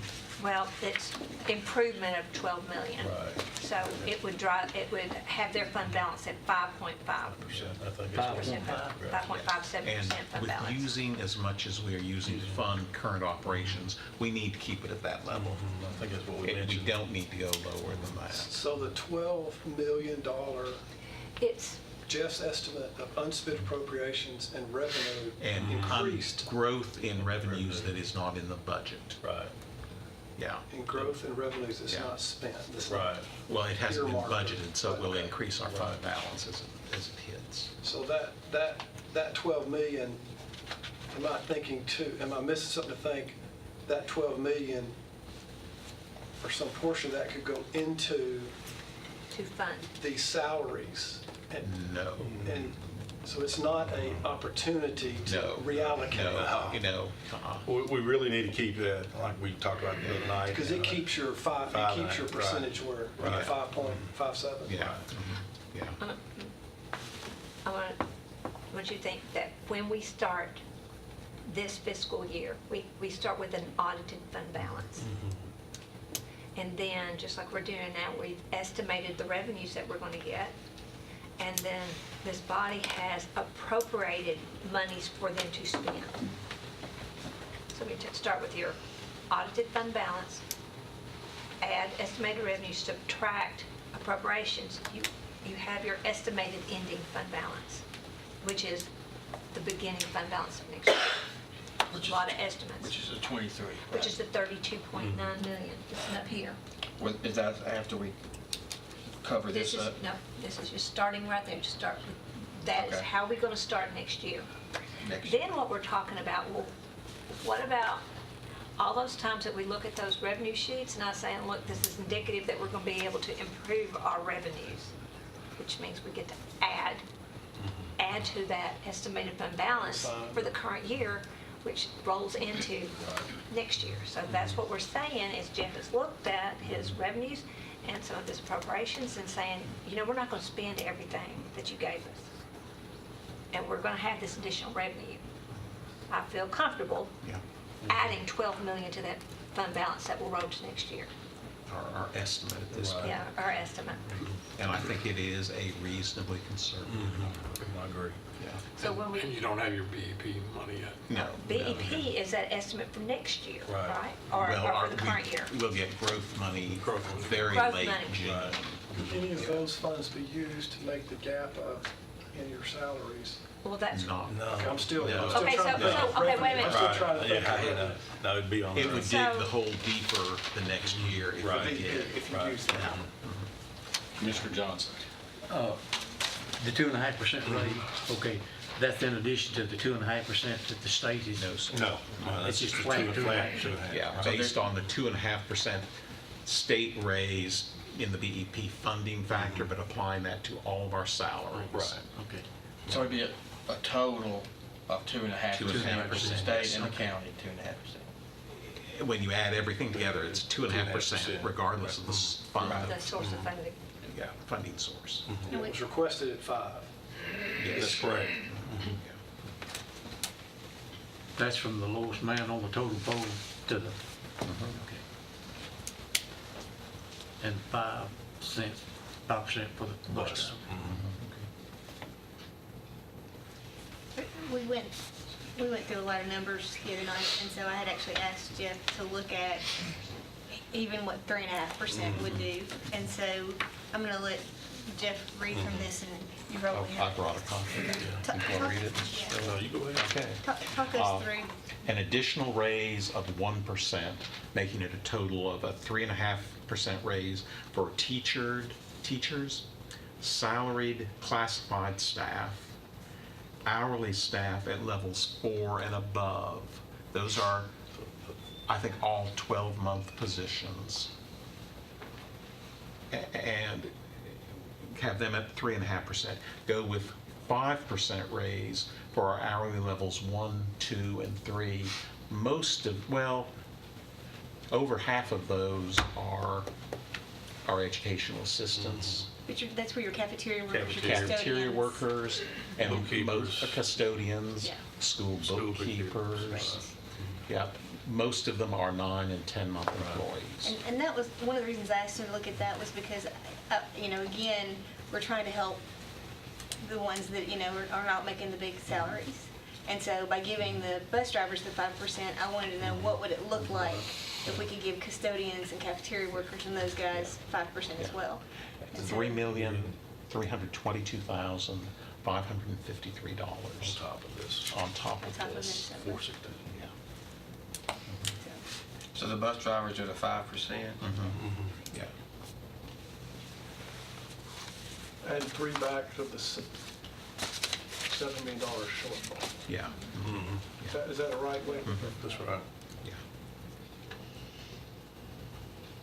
But we didn't do the leaving the teachers at the 2.5 No. and only giving It the was 5. about, I think about a reduction of about, what, 1.1, 1.2? If we kept the teachers at 2.5, 2.5. if we kept them at 2.5, that would Right. take out more 2.2 million of that amount. But we would also need to look at some of our higher, I think we would want to, Back to your classified. our higher level classified, we might want to have them at the 2.5% also. That's a scenario I can put together Who tomorrow or would that Thursday. be? Who would some of the higher classes Well, be?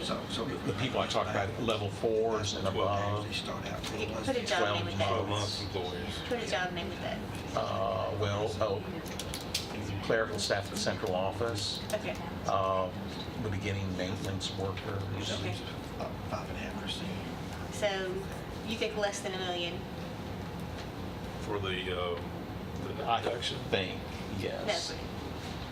The reduction or less than $1 million in additional expenditures to do? I'm sorry, if If you roll back your teachers to Yeah. get them to at 2.5, 2.5. it would be something under $1 million Yeah. $1 million for extra the for us to levels spend? 1, 2, and 3. Reduce it under, a little under, a Reduce it, little so less we're than spending 2. No, If we kept the 2.5, For the way it teachers. is, for Right. teachers, and not raise it to 3, what you And a got here, half. 3.5, you would roll back to 2.2 million. 2.2 million. So off you of drop that it to 1.1 million. Right, that you would have adding on to that 416. So we Yeah. could get the lower rung folks, their 5%, if it we would- added a million, if we It did would be, 1.1? it would be less than that, because we would also, some of our, at some point for our classified support staff, we would drop them back to 2.5 also. Right, so for a million. Something Give or take. under $1 million. Yeah. I think that's worth a serious conversation, because those are the jobs that we're having a hard time. That's the abundance of jobs that's in the market right now, are the folks that are competing for these. Yeah. And if we want to retain them and keep them and reward them, I'd really like to see, I guess just in my mind, I kind of put them with the unsung heroes like the bus drivers that make our system work. And what positions were those, It's like- 9-month classified, 10-month classified? 9-10-month So classified. it's EAs, custodian, cafeteria, maintenance. maintenance. Our school School bookkeepers, attendants, our school secretaries are on that, they are on that level 3 salary grade. Level, right off, I can't think of any 12-month level 3 people. They are all, now some of the custodians at that level are 12-month, but level 4 and above, I can't think of any. And you said if we did want to make that 5%, that's $4 million? 1 million? Probably less than $1 million, but I would have to I could calculate If we that kept- tomorrow. If we kept the certified 2.5 and rolled back some of those. Yeah, If we didn't change anything that Health and Ed recommended except except, raise those Raise it. positions Yeah. to 5, It'd be less than $1 million. And we're looking at roughly $1 million. he said less than a million. less than $1 million. Oh, yes. And that's benefits and all that. Yes, sir. Yeah. I can give a precise number. I can email you tomorrow, Rhonda, if y'all want us to go that route. Mr. Bodary and I went through that drill today a couple of times. Okay.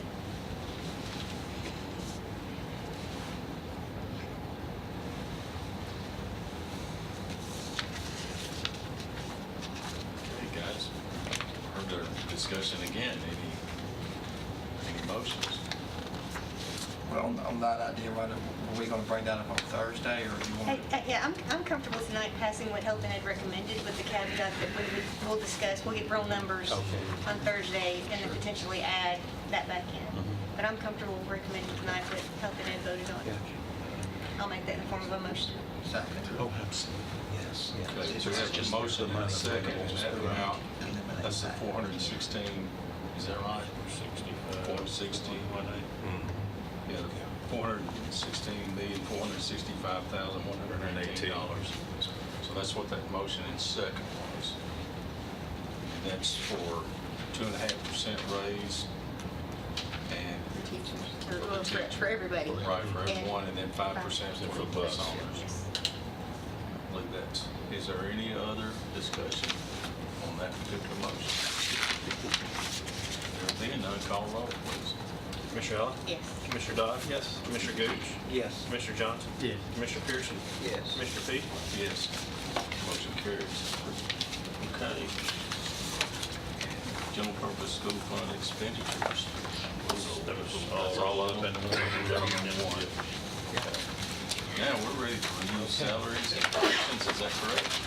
I'll tell you what, let's take a short break. If that's okay with the committee, if not, we can keep punching here, but Second that motion. About 10 minutes. Be aware. I'll second that motion. what we're looking at now is a review of salaries and positions recommended, and if it's okay with the rest of us, I'd ask Mr. Bradford to come forward. I hate for him to sit through all this other discussion we're fixing to have, because he had a request the other day, and we told him that we would give him some time to look at it, we could think about it a little bit. He had a request for a position, one position, which would have totaled $52,740, which was not recommended. And he's got some part-time help that we asked if he wanted to make the part-time position maybe full-time and do away with part-time or something along those lines. But anyway, I'll let you catch us up. Well, we had discussed perhaps reducing the part-time by a third, and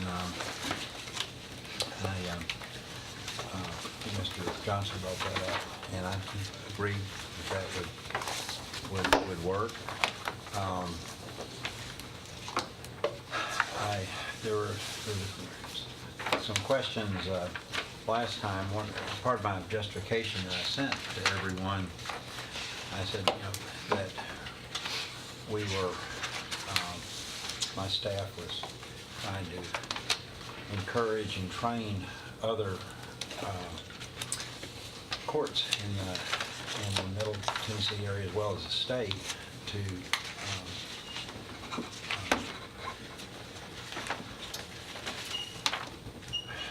get on board with us with regard to electronic filing, which is really a big thing. And you asked if it was possible if perhaps those people couldn't pay for it, for some of that use. And I understand that on the surface that is certainly a question to ask. However, the issue is trying to get people to appreciate it,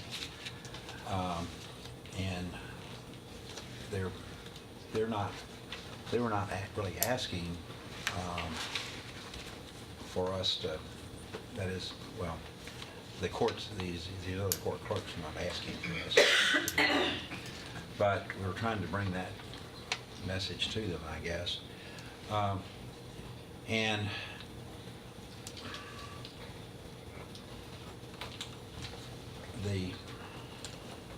The reason that we're trying to do that is it will help to enhance our system here. Now, what we've got right now, I think I mentioned to you last time, 2 weeks ago, that our e-filing vendor has not charged us anything, probably saved at least $250,000, $300,000. It hasn't charged us anything to implement this. However,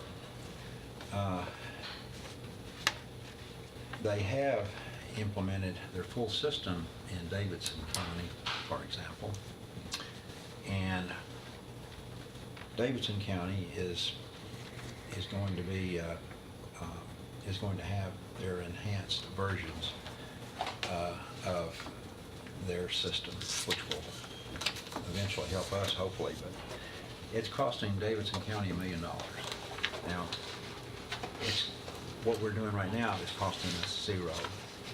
As more of these other counties go on, if you think about it this way, we're driving a Chevrolet, Davidson County's driving a Cadillac, and they have paid the full price for it. We are not going to have to pay anything. We haven't paid anything. And as these other counties, these courts come on, our vendor will be able to afford to help us all enhance the system. So we'll be driving a Cadillac basically what at you're some trying point. to tell us is that you could do without the part-time people, or you said. We talked about it, and I said that we could reduce that by a third. Right now, we have part-time people that are going to court with judges and so forth. We've added another judge that. Lisa, have you got figures on what that would cost us if we get the recommendation there?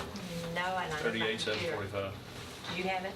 Yeah, that's what we said. We Okay. would reduce that, so we had 52,740. We would reduce that part-time labor, and so it would just roll into that. So the part-time would come off of that 52,740. Therefore, yeah,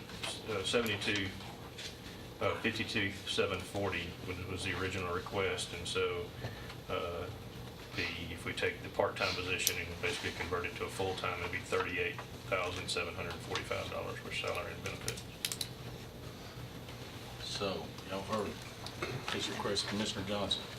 How many part-time positions you got? I have 3 right now. And you can't fill one of them, right?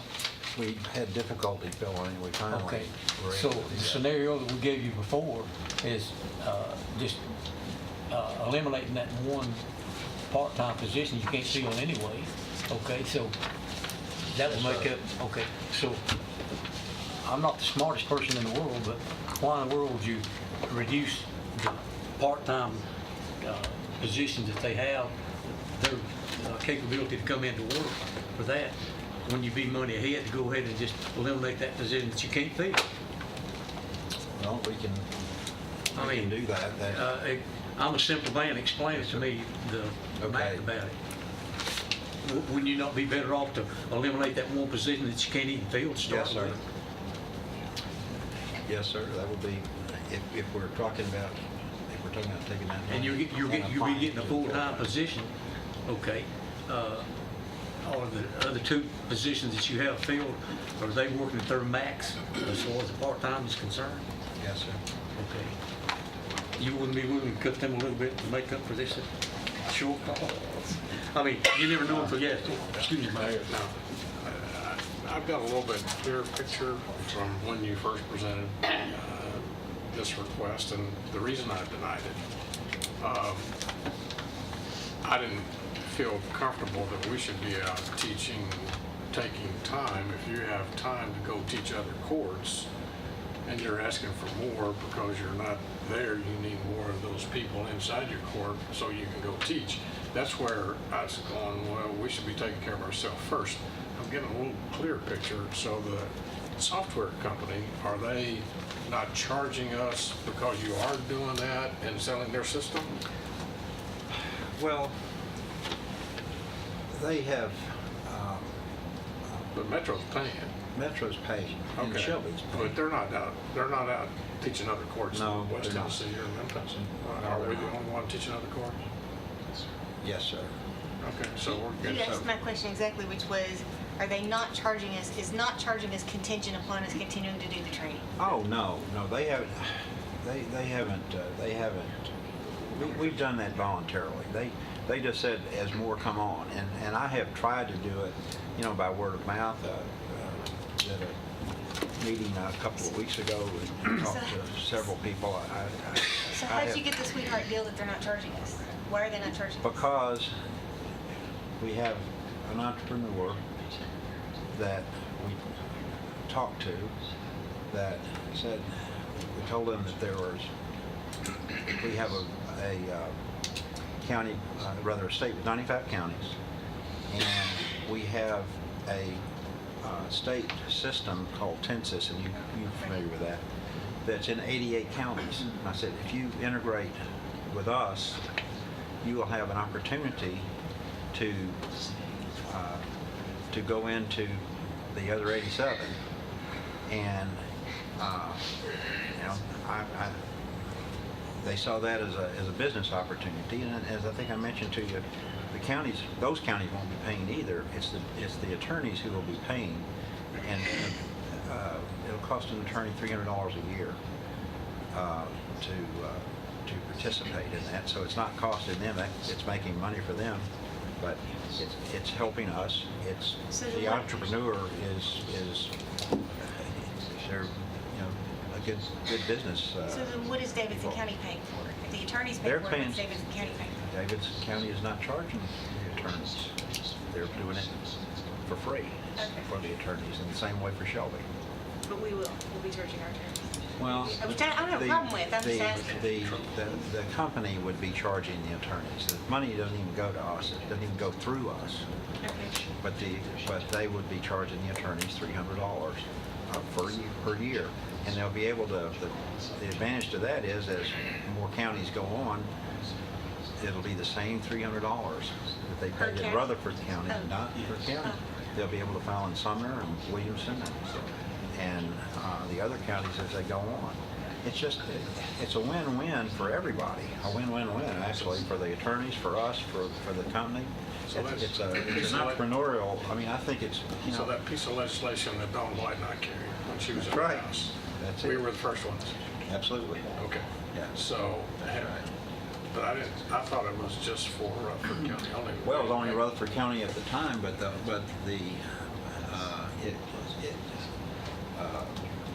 the legislation allowed or provided that it would be $300 for whoever, whatever county is added. So it helps everybody, but as they get more counties on, they make more money, they're able to provide us more services. I'm just at a loss for why we're providing free training to other counties. It's to help us, that's it, it's selfish. Well, and I can't circle Selfish. that back. Those are the dots I'm trying to connect, and I can't Well, circle that back. if you get more counties to come on, and it's not like that we're training them, we're going and showing them how it works, not training them per se.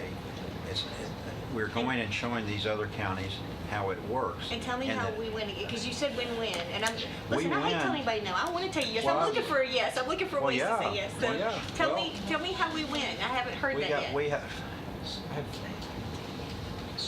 $1 million in Davidson County, Rutherford County, 0, and we have a system that works. It's free for us. And it'll It didn't continue to be cost- free yes. if we don't train. If we keep those people in-house. Well, as I said, it's more, I guess training is an incorrect word. It's more like advertising.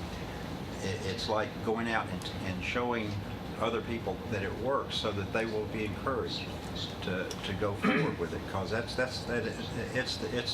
what's going to happen in the future. And that benefits the company, the software company, but how does it benefit Rutherford County? Why doesn't the I don't understand why you cannot understand that if we have a free system that they've provided, Great. and that they, right now, they say we're driving the Chevrolet, Davidson went ahead and paid for the Cadillac. They paid the whole shebang. We didn't pay anything. As the company gets more customers, it will be more economical for them to provide the upgraded services. And eventually, we'll be driving a Cadillac too, and it still won't cost us anything. That's why it's a win-win situation for us. We have the Chevrolet now, but we're going to get the Cadillac. So once the software company gets more capital in their Coffer. coffers, Yes, they will have the ability to write more software, is what you're saying? that's right. Okay, there we go. Mr. Johnson. Thank you.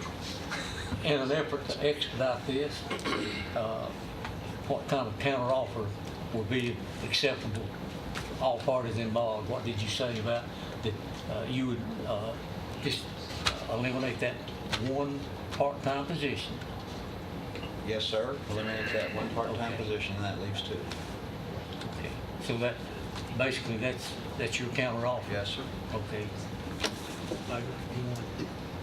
How do you feel about that? I mean, I don't want to create any problems, but you're not going to want to be in the field anyway.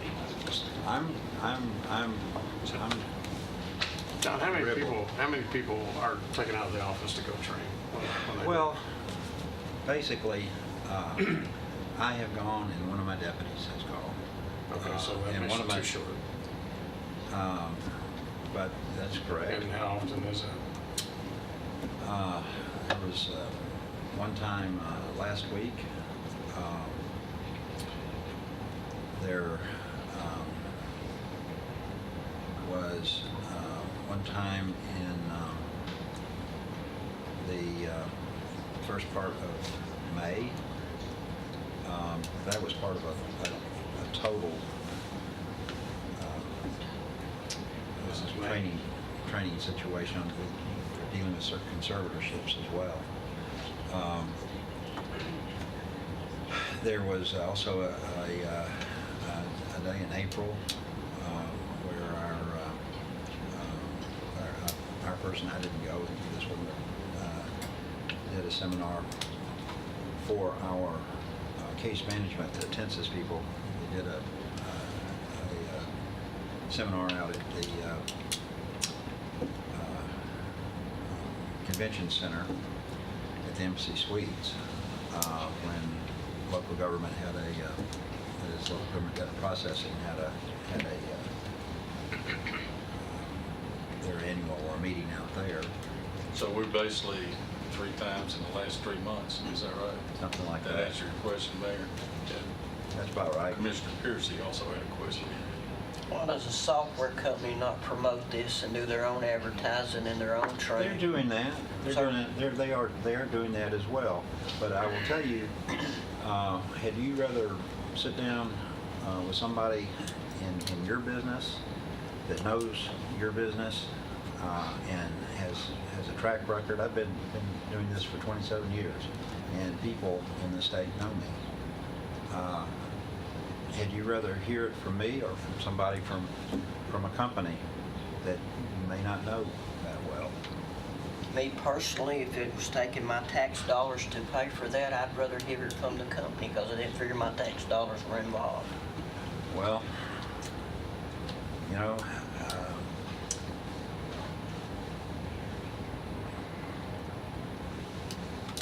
if your tax dollars are spent to save you tax dollars down the road, it would seem that it might be a good idea to make that investment to help enhance your own county. And that's why I've done that. How many counties have you won over?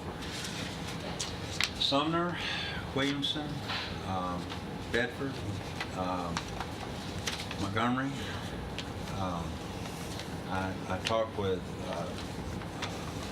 Lawrence, talked with Blunt a week ago, a week and a half ago. I've talked with Tipton County. I could go on and on with the But I mean, counties. how many counties have decided to go? Sumner and Williamson are waiting the final approval from the Administrative Office of Courts. So is Hamilton. So I would assume we pay travel and lodging and per diem.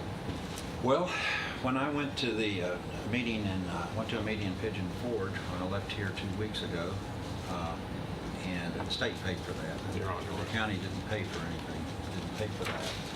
If this advertising for this entrepreneur doesn't succeed, what software are you going to use?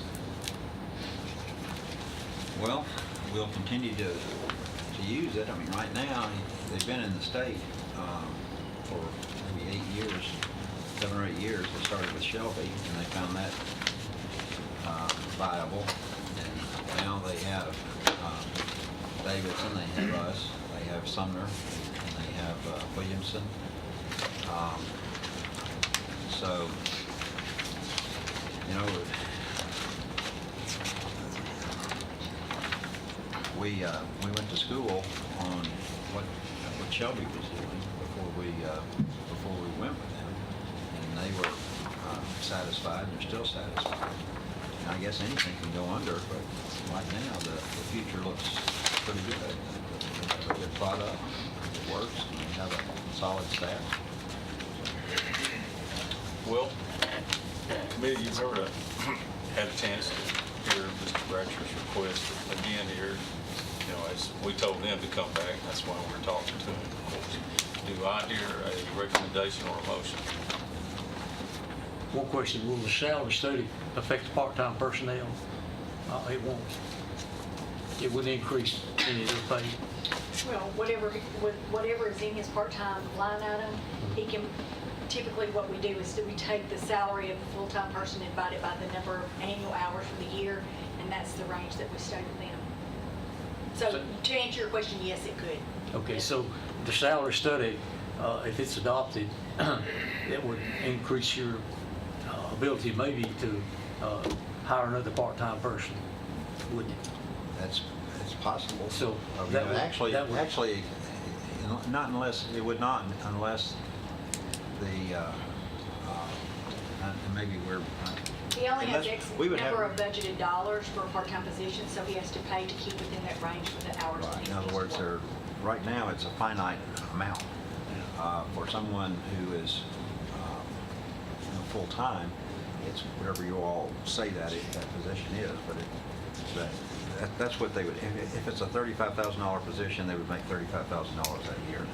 But if that is 15 or 16-hour job, per hour job,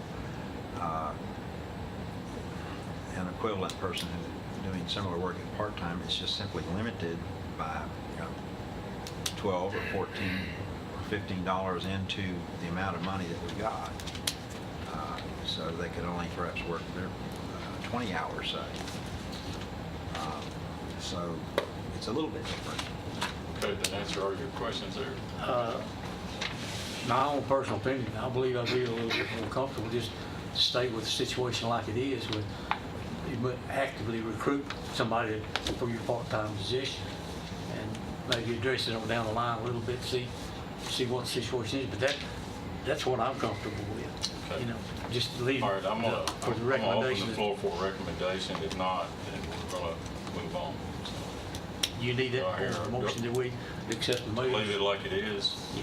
I don't think we need a motion to leave it Okay. like it is, but I don't hear a motion to change it. There being none, we're gonna leave it like it is. All right, well, thank you for your Appreciate your consideration. time, sir. I know y'all have and are working hard to get all this done, and I appreciate that. Thanks so much. Okay, now, we're gonna start our review. And Lisa, how we're gonna proceed with this? I guess for me, to be able to bring something to the table is I need guidance on how to do pay, salary. If we do it as is, you could approve it as is, and then we present it, as we said with the other ones. The one that we've got on the table The right now one- basically is Plan C. The way we've got it on the table is that, again, the general fund meets the policy. With the mayor's recommendation, it meets the minimum fund balance policy. In the general fund, solid waste is fine. Ambulance, again, is a problem.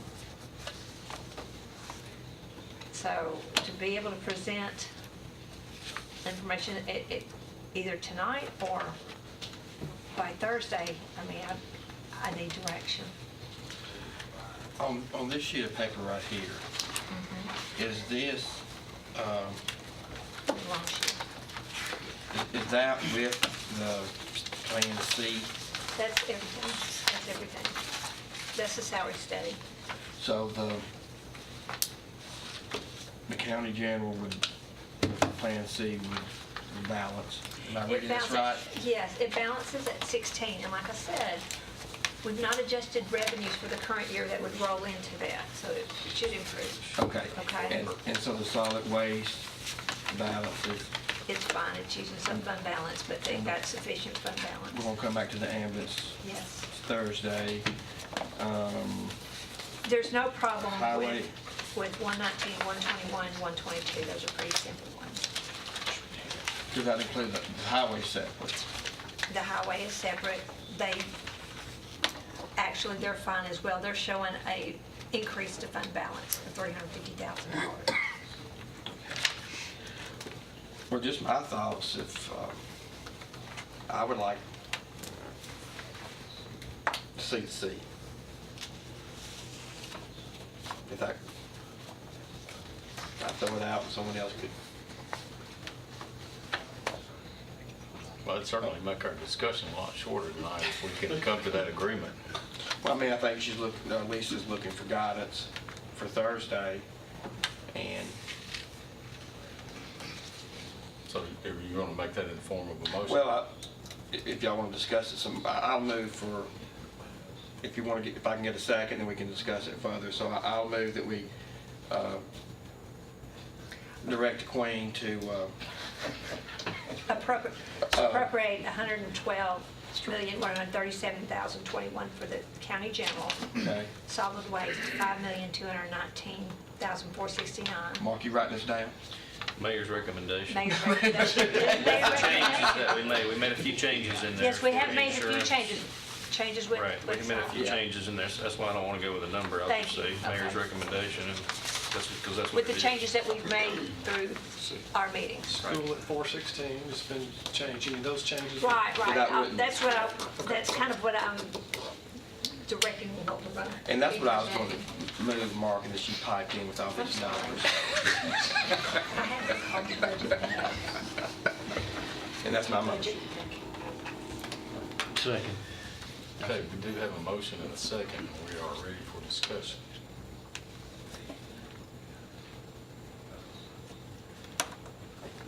Would you not think we should go back and revisit where they're asking for new positions that they don't have? And maybe try to cut some of those since we're trying to help all the positions they do have and keep those positions rather than do all of this at one year? I mean, we can do that, but we've been going through this line item at a time. And we can go back and look at those, you know, that we have approved. I mean, is there any in particular that you have in mind? It's just thought, try to save some money down the line somewhere. I had the same thought that Commissioner Piercy did. Did we decide with 100% certainty that we felt like we needed a PIO? I don't, and we may have voted on that, I don't remember. I don't, It was going to be discussed further. that was one of the positions, so that wasn't a given. So, I'm still wrestling with that, and I sent y'all some information, and I've got it for the others if they want it. But I spent a lot of time going through the budget. Just the only way I can describe it is just shaking the trees and just trying to figure out how to get as much money to fall, you know, to your, you know, paycheck to paycheck, you know, employee.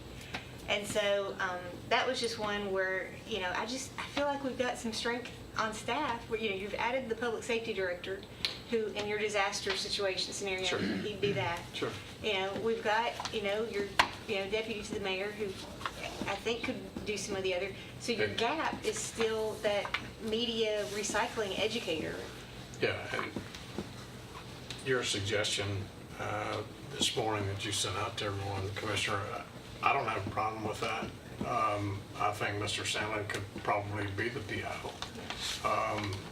He definitely hasn't been shy of mincing for words, you know. So he does a good job. And wouldn't mind standing in front of at least coordinating with all the different agencies in the time of a tornado, natural disaster, flood, et cetera, and stepping out and being the one voice that what I'm looking for. And taking that as we move in to trying to handle our waste stream of that education person, talking about that, I don't have a problem with that. That's about $20,000 savings, I think. Yeah. Sure. So would you be leaving, you had recommended, the recommendation was to consolidate a couple positions to make up that 20,000. So what would this do, Lisa, with that? As my takeaway, and that's just trying to get additional information, is that it's not a PIO position, but it's a media specialist position at a lesser pay. Well, 'cause you had Hannah at what, 35, right? And so that was one we never filled. And then now you've also lost Mimi. So by having 45 for that, you've netted, well, you haven't really netted because you made a driver out of one of those positions. Right. That's correct. So, So Mike picked up a driver. right. So really all you're doing is replacing Mimi, but adding that media piece that she Correct. didn't have. Yeah. And I didn't look back to see what her salary is, so I don't know. And maybe the 45's not enough. I don't know. I want you to have somebody strong in that role. Yeah, I don't know if 45 is enough to hire that Yeah. person either. Well, I looked on the salary survey, because I spent 10 hours on this yesterday. So on the salary survey, there was a media person that was at like 40,000, which is why I put 45. I thought, well, let's enrich it a little bit. So that's how I got that number. That is the person out at Paws, and she does all the PR work for animal control and does a lot of those type things for the media and on that. And wouldn't be exactly the same type things, because this person will also do a lot of the reporting. So they will, you know, they're going to be doing reports, they'll be doing the education, but they'll also be doing all the media that goes along with any plans that we're moving forward towards the landfill, you know, what are the new processes, and going to those type meetings and making sure that they're staying abreast. So I don't know that it would necessarily be to get all of those things done in the same thing. I don't know that it would be exactly the same thing. This is what I sent them.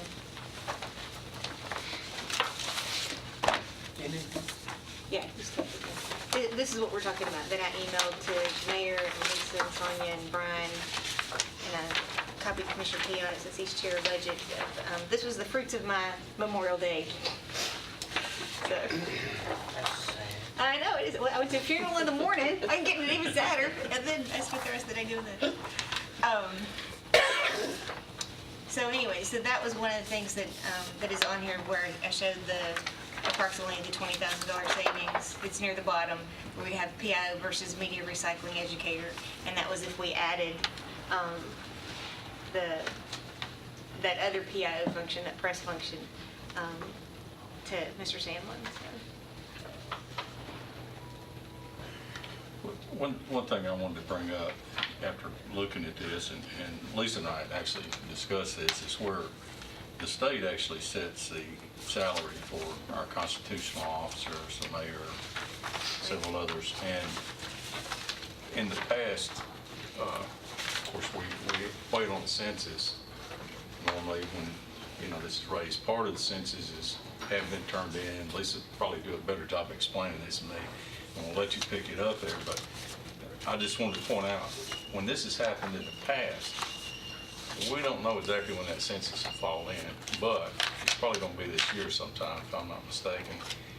And if it does, we need to have, in my opinion, that money appropriated, because in the past, we've had to go back in arrears and pay,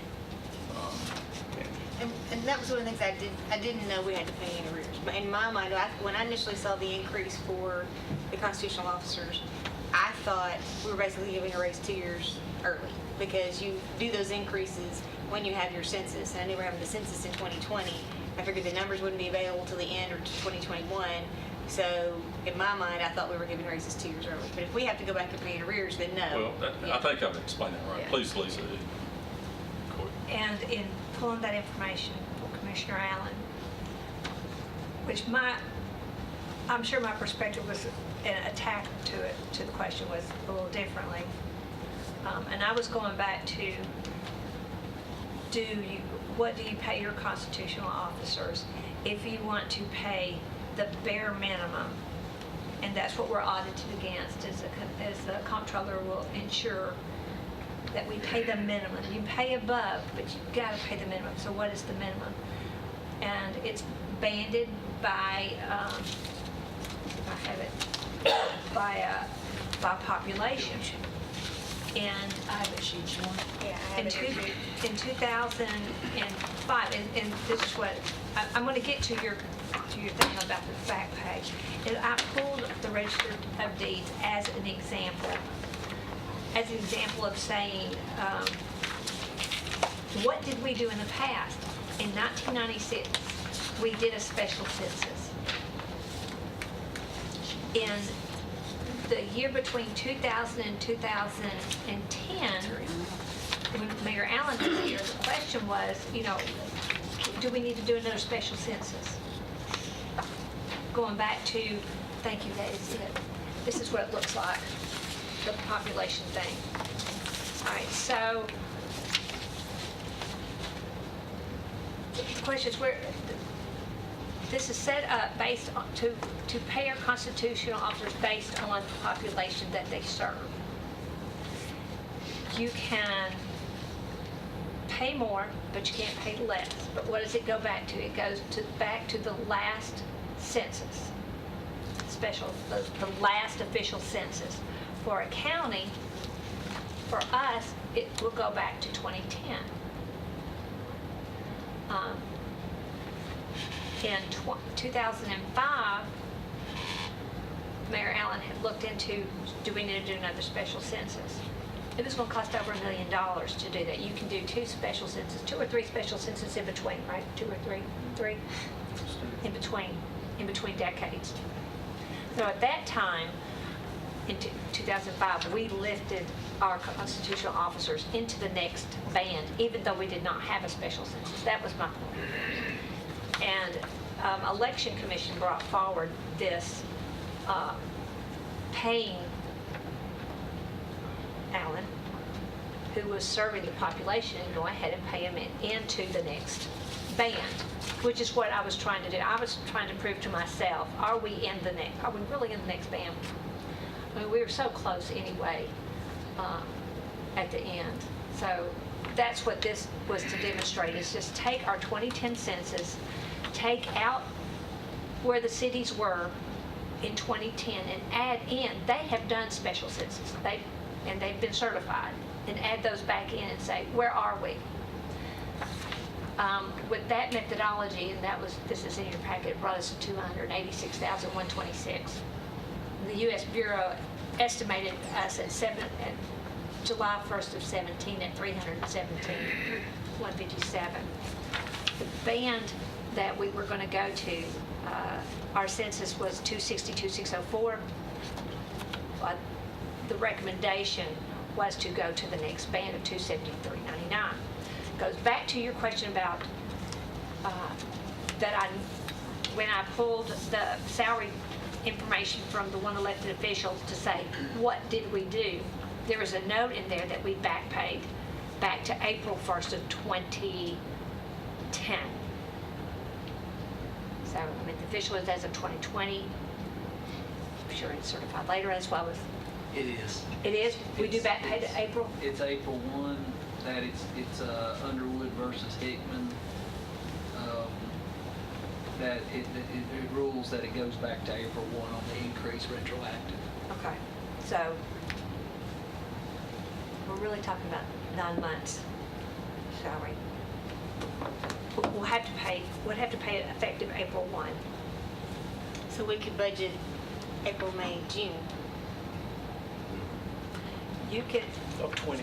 of 20, but we would have to, when does census information come out? 'Cause, It goes back with the guidance the CTAS put out in back years, 2020 or 2010 was, it says you could, one option for census compensation adjustments would be to use account number 35250 in the Uniform Chart of Accounts, designate the funds and then, just reserve it and pay it. So that's option. But yeah, at the end of the day, you got to pay it. But are you budgeting Well, for a we have to partial pay it. year? I mean, if you're. And that's what I'm hearing, saying you budget for a partial year. And again, as you look at this sheet, the left hand of the sheet is what's been recommended, and the right hand half of the sheet is kind of what I was suggesting. And again, this I knew I didn't have all the information, and so the paying on arrears, of course, I didn't know. But my goal was to, again, as we do these raises, try to get as much money to the lower ranks as we possibly can. And so, and it was, I've been an employer for a long time. These are very hard conversations to have. When you look at the faces of people you have enormous respect for, care deeply for, and don't want them to ever think you don't think they're worth, that their value is great to you, because it really is. This is just one of those years where we're trying as much as possible to do as much as possible. And so anyway, I was just trying to figure out all the different ways that we could get the dollars to go as far as we possibly could. And so those were just some of the suggestions. And I knew TCA set some of the rates. I think even with the mayor and different ones, there's like even a certain state percentage that you have to even do annually that's not tied to this. I read it, I think, in the front page of our budget. I was reading through all that. I mean, it's complicated. It's not as straightforward as this is what the pay is. But as I was looking at, the leadership team, I tried to look at like a 5-year average of what the increases have been. And so, if we go with the mayor's recommendation, over the last 5 years, Lisa's salary will increase 28% over 5 years. If you go with just keeping it flat with a step, her increase over 5 years is 17%. HR director, if you go with the mayor's recommendation, in 5 years, her salary's gone up 27%. If you do it with the recommendation I'm doing, it's gone up 18%. With Brian, his would have gone up 19%, versus 11%. So that's the kind of thing I'm saying. We've not increased anybody else's, in any other pay grade, we've not increased anybody else at those same percentages. And so that's all I was looking at was, how do we shake as many dollars as possible back to the rank and file? So to your point, I went back and researched that because after I got this, I wanted to know. So that you know, 145 positions out of the rank and file have had over 11% increase. Okay. Our maintenance tech has been 67%. Our detectives, our sex offender register, 61%. Our warrants officer, 45%. Can I jump in? Let me jump in 1 second. And it's just tricky when you only go by percentages, because when the dollars are so low, those percentages sometimes are skewed for what, the actual money really means to them. The other thing that I was thinking about for this is for me at least, the whole motivation behind lifting the salary table and trying to do the salary study and all that was to stop the bleeding, was to stop, the turnover, because it's expensive to replace employees. And so, again, that was one of the exercises that I think, you did for us, was where are we losing people? Well, and that was my other thinking on the constitutional officers. They ran for that office knowing what that job paid. And I'm not really too worried that any of them are leaving.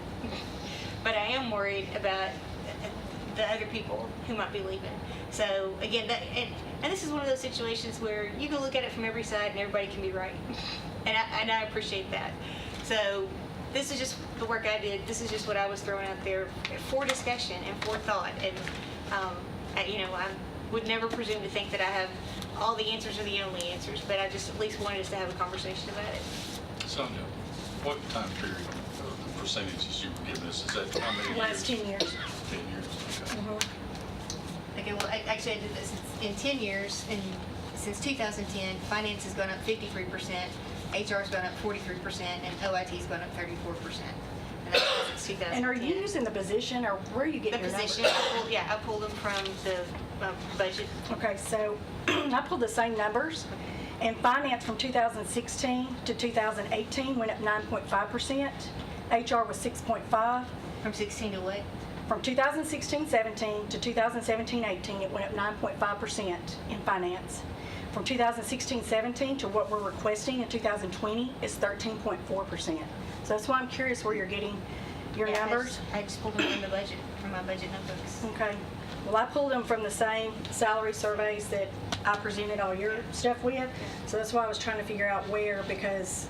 Yeah, these are all from my budget notebooks. Okay. I'll have to go back and look at that again, because I'm not getting those same numbers as you.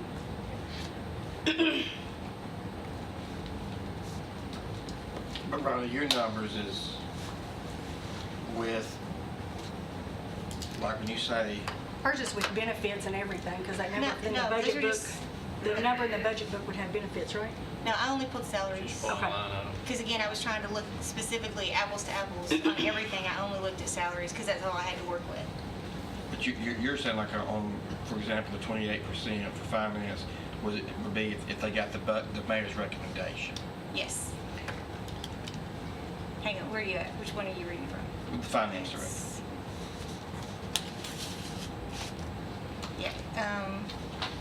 If she goes right now, if she went from the 137 to the 153, that's a 12% increase. And if we did the 1.75, that's a 1.75% increase. And so that savings would be a difference between a raise in $16,000 and $13,000.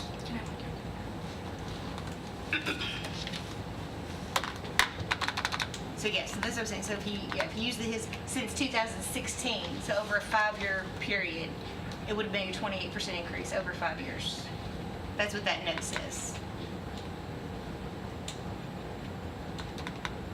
And I think she's worth every penny. I pay it again.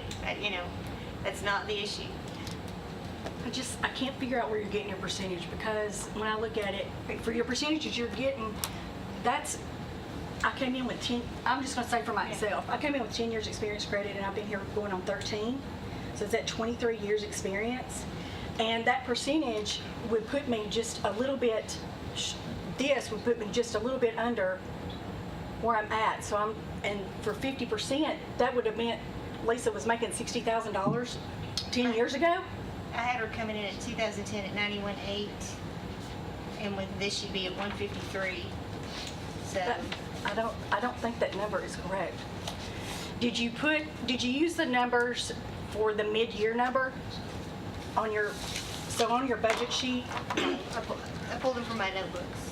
I understand that, but on your budget sheet, you have a sheet where it's at the actual as of that date and time.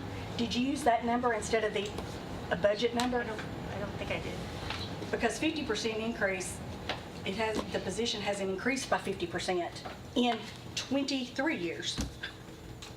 When I went back, it hasn't increased that much. Well, if you were making 91.8, She'd have to make 181,000. She's not making 181,000. No, well, that'd then be that's 100%. 100% increase. Oh, okay. Calculator. Okay.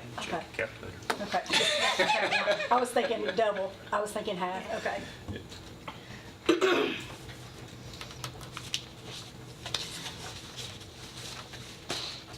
Well, I can speak for myself. I'm not going to speak for anybody else. I wouldn't want any of the department heads, including Lisa, Brian, or anyone else listed, to not get an increase because of me. And if this is about me, then I want to make sure that they get their increases, because that's how I feel Why do you about say them. this is about you? Well, this very same time last year, we were having a conversation about my salary last year. And we were recommending for the power, and we were comparing myself to another department. And at that time, there was a recommendation to give another department 118% increase. 118.44% increase from where the entry level was for that position. And so we're back this year, so I don't want to be the reason any department head or any employee doesn't get an increase. Since I'm the one who tosses this out there, I will say, this has nothing to do with anything other than trying to figure out how do we best allocate salaries this year. That is 100% my motivation, which was the whole reason that I sent this to y'all in advance. So I don't do a gotcha. I don't start trying to surprise anybody. That's what you see is what you get. And so this was just me saying, is this something to look at? Is this a conversation worth having? And that's it. So I apologize if for any way anything got misconstrued that would make you think that this was personal, because I promise you 110% nothing about this is personal. I mean, except for the personal investment that I have in each of y'all and how hard it was to even toss this out there. So. Well, I just wanted to, I just want the department heads to know that Yeah. I would gladly forfeit anything that was recommended by the mayor Yeah. or anybody else, because I don't want them to, I don't want to feel like they're paying the price because of me. So. Okay, we had a little bit of discussion here. We've also had a motion and a second. And we've also had some discussion that we might want to look at individual recommendations. We have looked at one, which is the PIO, I guess, that position. Because I thought as we went through these, we did not vote on salaries. We did not. So wouldn't that include positions? So did we add? Y'all had a caveat to me that said you'll be coming back. Okay. Right. So I just thought with, like with Commissioner Pierce, I just thought we were going to go back through and look at. So, I mean, Well, I and thought the that's, caveat was the pay, not the number of positions. That was my understanding, Okay. Commissioner. Yeah. But this is the time, if we're gonna look at positions, this is the time we need to be looking at them. So, I mean, I'm not trying to guide you down that road if you don't wanna go that way. I'm just telling you what we've got out there, and our caveat, the way I understood it was, that we were only looking at deciding whether we wanted pay A, B, or C. And, of course, the recommendations we've been looking at with the caveat is C.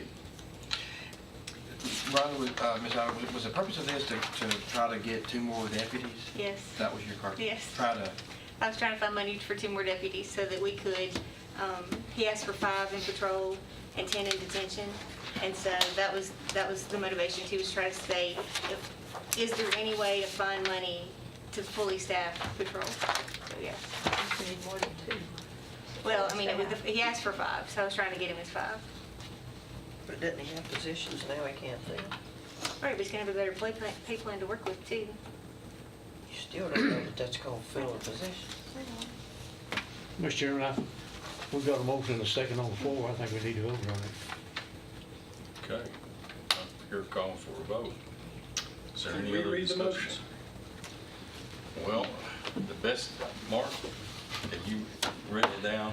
The best. The motion that I heard is the mayor's recommendation. Then that's what I said. Yes.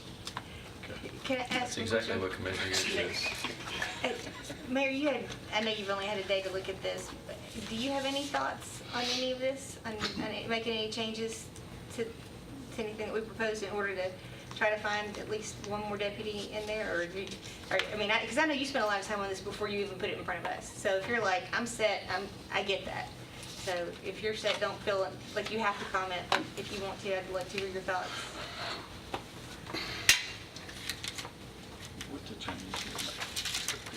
You know, I concur with your efforts of trying to take care of, especially those that are a little bit lower on the pay scale. But at the same time, I have concerns about going in and if we're going to go after positions, and we'll just unravel this whole thing, and we might be here several nights. Just like OIT. HR, we have so many companies that are moving here for those skill positions at the top that are trying to make this. We're not a small county anymore, and these are ripe. These positions are ripe to be picked off as well, and pay them another $20,000-$30,000 over what they're getting paid now just to drive to Nashville. I don't know why you want to do that, but. I think my recommendation, I stick behind my recommendation. If the commission, that's up to the commission, I don't get a vote. I just make a recommendation. Yeah. But if there's other ways to find some money, I'll continue to look, see if we can help the sheriff out, get those deputies. And it could be a situation, final numbers come in at the last minute, might be able to fill those positions. I remember doing that back in the 90s. The day we were setting the tax rate, we came up with some additional funds. And I'm going to ask one question. I think it's apropos to, you're about to call for the vote. You already did, but I'm going to hold up. This sheet, Yes, mayor's sir. recommendation, 2 cents would not rob the ending fund balance for ambulance. 2 cents would get them their 1.9. Yes. No, it would not rob it. The 416 for schools is where we concluded tonight, 416 million. No tax increase for schools. The education capital projects were short 5 million. We've bumped that up to they're short 2 million. That would be a 2.8% tax increase. 2.8 cent. 2.8 cent. We haven't determined that yet. You're correct. I'm just, if the mayor's budget, if your motion passed, I'm looking again at the end game, 4.8 cents would achieve this? It would take care of ambulance. Ambulance and it would take the care of capital increase. Yes, From the Bullitt's nickel yes. to Trey's 7.5. To Trey 7.5. Well, what does that do to fund balance? Because earlier we were talking about 20 cents. How do we get from 20 cents to a nickel? Because y'all asked me what I would do. I just did the 2 cents. And then we- I just did And the y'all, 2 then I got cent. dethroned. I It's just did using fund balance. That's the quickest coup d'etat. Yeah, go ahead, Commissioner Dodd. I just did the 2 cents for ambulance, Rhonda, Right. because it's their revenues under appropriations are under by Right. 2 cents. Right. And then I did 2.8 because that's what we gave to the capital Right. improvements to the schools.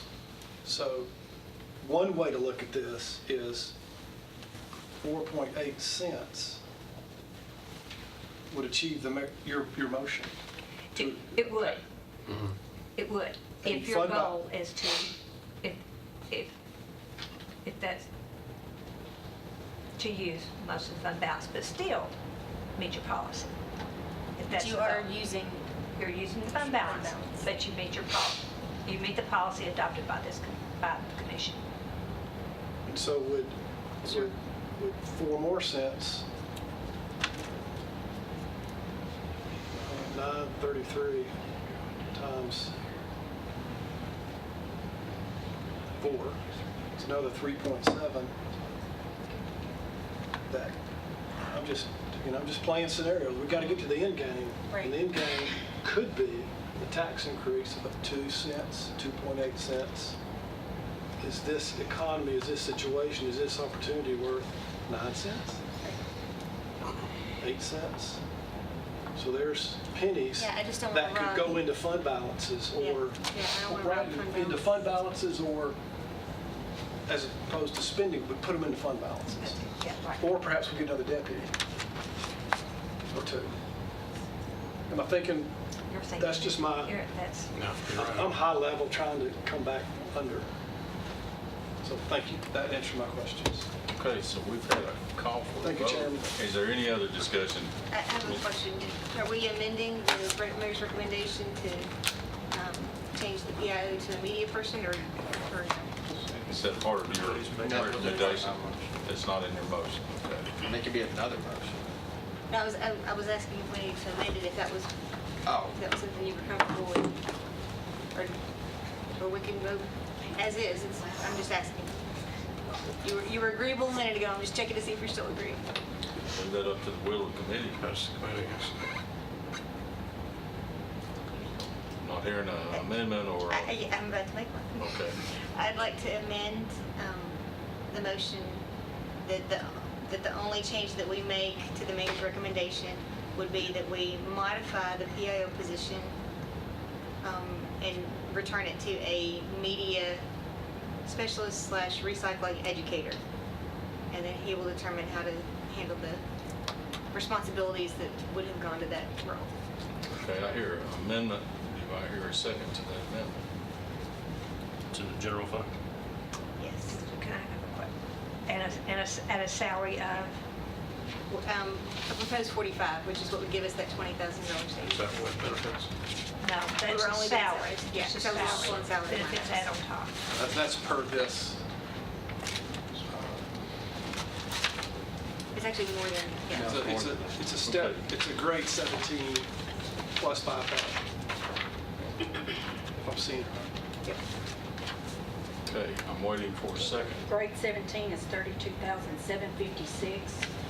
To a step 5 would be 35,153. 45 gives you So a range. 45 would be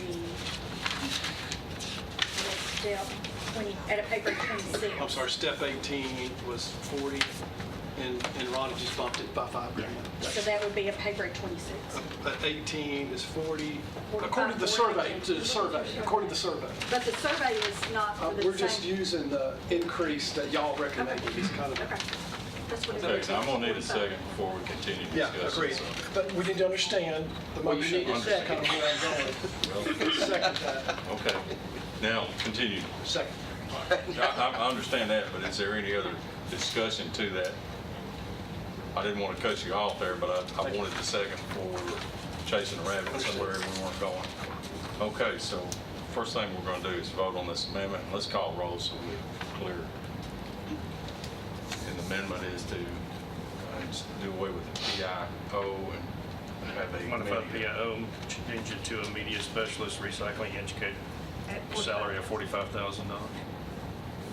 Plus benefits. Okay, so call roll on the amendment. This is for the amendment. Wait. Was this what we was going to let Mr. Sandlin do? So he's gonna draw the 45 plus his No, no, base? no, no, no. Voting yes. He's gonna be the PIO. He's gonna be the PIO He takes on some media. take for on the some same money he's drawn. Yes, sir. This 40 What a guy. Let's vote. Okay, is there any other further discussion? We're fixing to call roll here. Okay, go ahead, call roll. Commissioner Allen? Yes. Commissioner Dodd? Yes. Commissioner Gooch? Yes. Commissioner Johnson? Yes. Commissioner Pearson? Yes. Commissioner Peak? Yes. Okay, the amendment's passed. Now we're gonna vote on the motion as amended. Call roll, please. Commissioner Allen? Yes. Commissioner Dodd? Yes. Commissioner Gooch? Yes. Commissioner Johnson? Yes. Commissioner Pearson? Yes. Commissioner Peak? Yes. Okay. Lisa, are there any other budgets that we need to review tonight?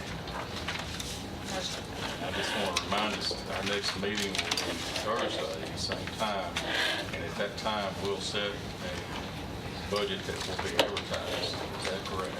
Okay. So, I told you when we started this, we'd all get to know each other better, and I think we're getting there. We're adjourned.